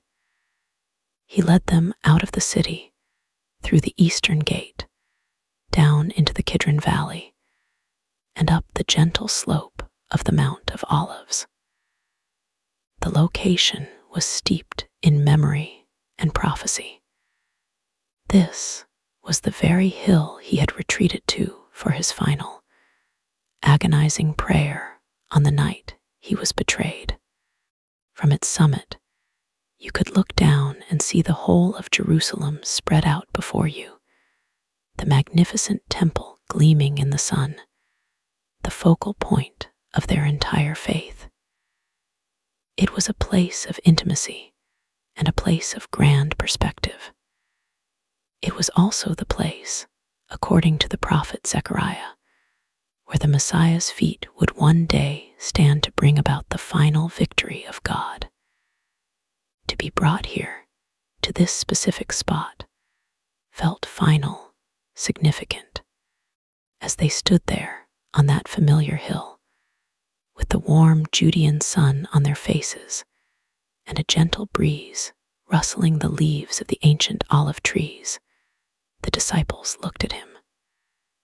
After 40 days of paradigm-shifting teaching, after all the mind-bending encounters, they still had one last, lingering question. It revealed just how hard it was for them to let go of their old, cherished hopes. Peter, or perhaps one of the others, voiced the question that was on all their hearts. Lord, are you at this time going to restore the kingdom to Israel? There it was. After everything, they still thought it might be about politics. Their question was so earnest, so hopeful, so small compared to the cosmic plan that was unfolding. They were still thinking about national sovereignty when he was thinking about global salvation. They were still wondering about the fate of Israel when he was about to launch a mission to the ends of the earth. Jesus' reply was not a rebuke. It was a final, gentle redirection, a loving course correction.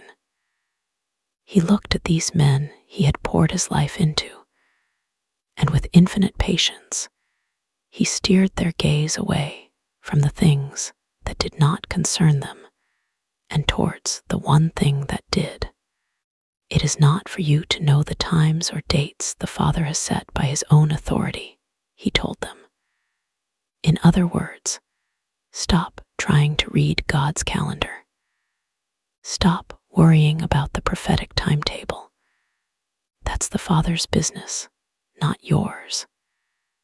He was releasing them from the burden of needing to have all the answers about the future, and instead calling them to be faithful in the present. He was turning them from speculators into witnesses. And then he gave them their final, definitive marching orders, the promise that would be the engine of their entire lives. But you will receive power when the Holy Spirit comes on you, and you will be my witnesses in Jerusalem and in all Judea and Samaria and to the ends of the earth. This was the culmination of everything. It was the great commission of the mountain, now crystallized into a personal promise of power and a clear, strategic plan. Let's just rest in those words for a moment. You will receive power. He wasn't sending them out with a mere philosophy or a set of ethical teachings. He was promising them a divine energy, a supernatural ability to do the impossible task he had given them. This power would not come from their own cleverness, or their own courage, or their own strength. It would be a gift received from the Holy Spirit himself. And what was the purpose of this power? To make them his witnesses. A witness is not a philosopher or a debater. A witness is simply someone who tells what they have seen and heard. Their job was not to argue people into the kingdom. It was to bear witness to the reality of the resurrected Christ, to tell their story, to say, we knew him, we walked with him, we saw him die, and we saw him alive again. We ate with him, we talked with him, and he has changed everything. Their power would be the power of an authentic, first-hand testimony, and he gave them the map for their mission, a series of concentric circles rippling outward from where they stood. They were to be his witnesses, first in Jerusalem, the very city that had rejected and killed him. Then in all Judea, their home region, and Samaria, the neighboring territory of the racially and religiously despised Samaritans, a radical call to cross cultural and historical barriers. And finally, to the ends of the earth. The mission was to start local, but to end global. From that small band of men standing on that hill, a message was to go out that would eventually reach every corner of the planet. It was the most audacious, ambitious plan in human history. He finished speaking. His last words on earth were a promise of power and a command to bear witness. A profound silence fell over the small group. They looked at him, their hearts full of his final instructions, their minds still trying to process the scale of the task ahead. And then, as they watched, the final, and perhaps strangest, of the mind-bending encounters began to happen. The Bible says, he was taken up before their very eyes. It was not a sudden vanishing act like at Emmaus. It was not a launch like a rocket. It was a gentle, steady, and deliberate lifting. One moment his feet were on the dusty ground of the Mount of Olives. The next, there was a space between his sandals and the earth. And he kept rising. Slowly, gracefully, he was taken up into the blue sky.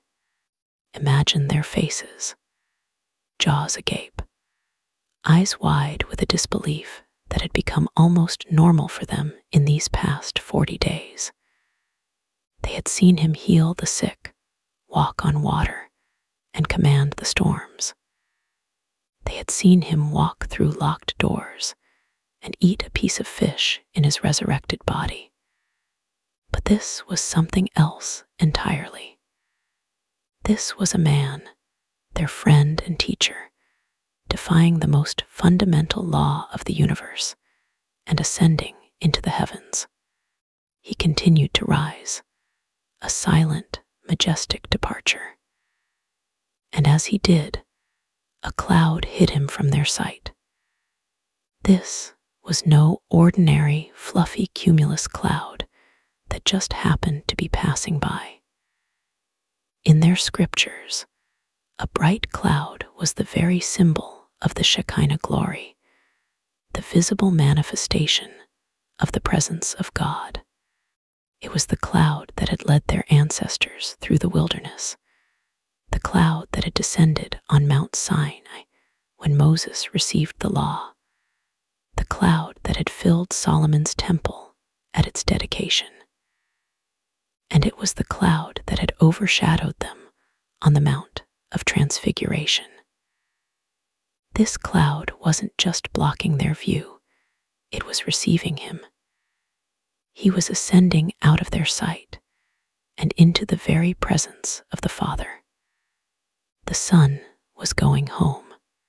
He was gone.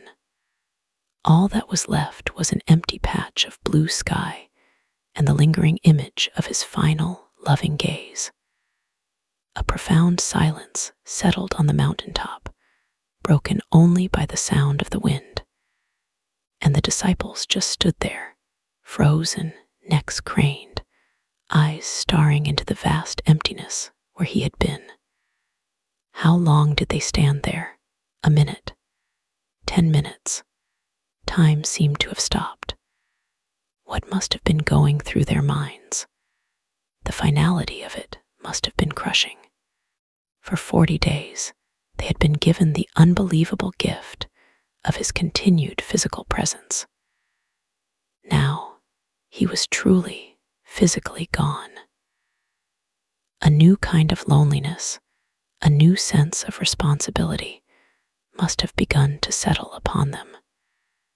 The training wheels were off. It was up to them now.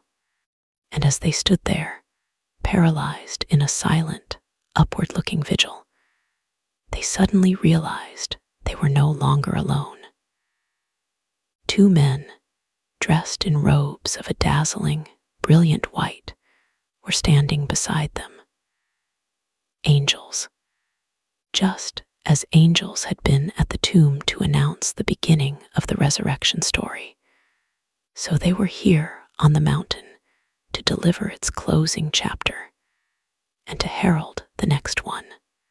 They spoke, their voices clear and calm, cutting through the disciples' stunned silence. "Men of Galilee," they began, "why do you stand here looking into the sky?" The question was gentle, but also a firm prod. It was a call to snap out of their trance. It was a way of saying, the spectacle is over. Your time of gazing into heaven is done. It's time to get back to earth. You have a job to do. It was the end of the age of watching Jesus and the beginning of the age of working for him. And then the angels gave them the second great promise of the day, a promise that would shape their hope for all the centuries to come. This same Jesus, who has been taken from you into heaven, will come back in the same way you have seen him go into heaven. This was the promise of his return. His departure was not a goodbye forever. It was a see you later. The story wasn't over. This was just the end of a chapter, and the final chapter would be his glorious return, and the manner of his coming would be the same as the manner of his going. He had left personally, he would return personally. He had left physically, he would return physically. He had left visibly in the clouds, he would return visibly on the clouds. This promise transformed the ascension from an ending into an intermission. It turned their potential grief at his absence into a powerful, forward-looking hope that would fuel them for the rest of their lives. They were now a people living between 2 great events, the ascension and the return. The angel's message did its work. It broke the spell. The disciples looked at each other, the same thought dawning in all their minds. They had their mission. They had their promise of power. And now they had the promise of his return. There was no time to stand around staring at the sky. They had work to do. And Luke's gospel tells us their reaction. They didn't descend the mountain in sorrow or confusion. It says they returned to Jerusalem with great joy. Joy, it seems like the strangest possible reaction to watching your beloved friend and master disappear into the sky, seemingly for good. But their joy was not based on his physical presence anymore. It was based on his promises. They were joyful because they knew he was now enthroned as the King of the universe. They were joyful because they knew his Spirit was coming to empower them. And they were joyful because they knew, with absolute certainty, that one day he was coming back. They walked the Sabbath day's journey back from the Mount of Olives, down through the garden where he had prayed, and back up into the city.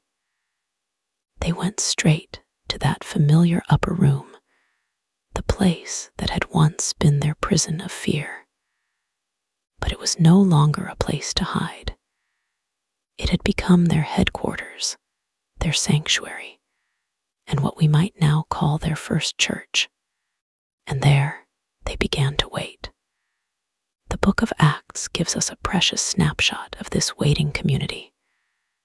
There were the 11 remaining apostles, their names listed for the historical record.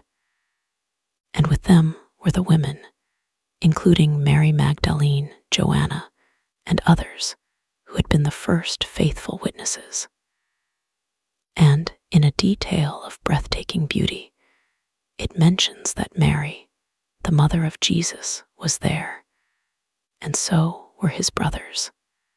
Think of that, his own family, his brothers like James, who had once been skeptics, who had thought he was crazy.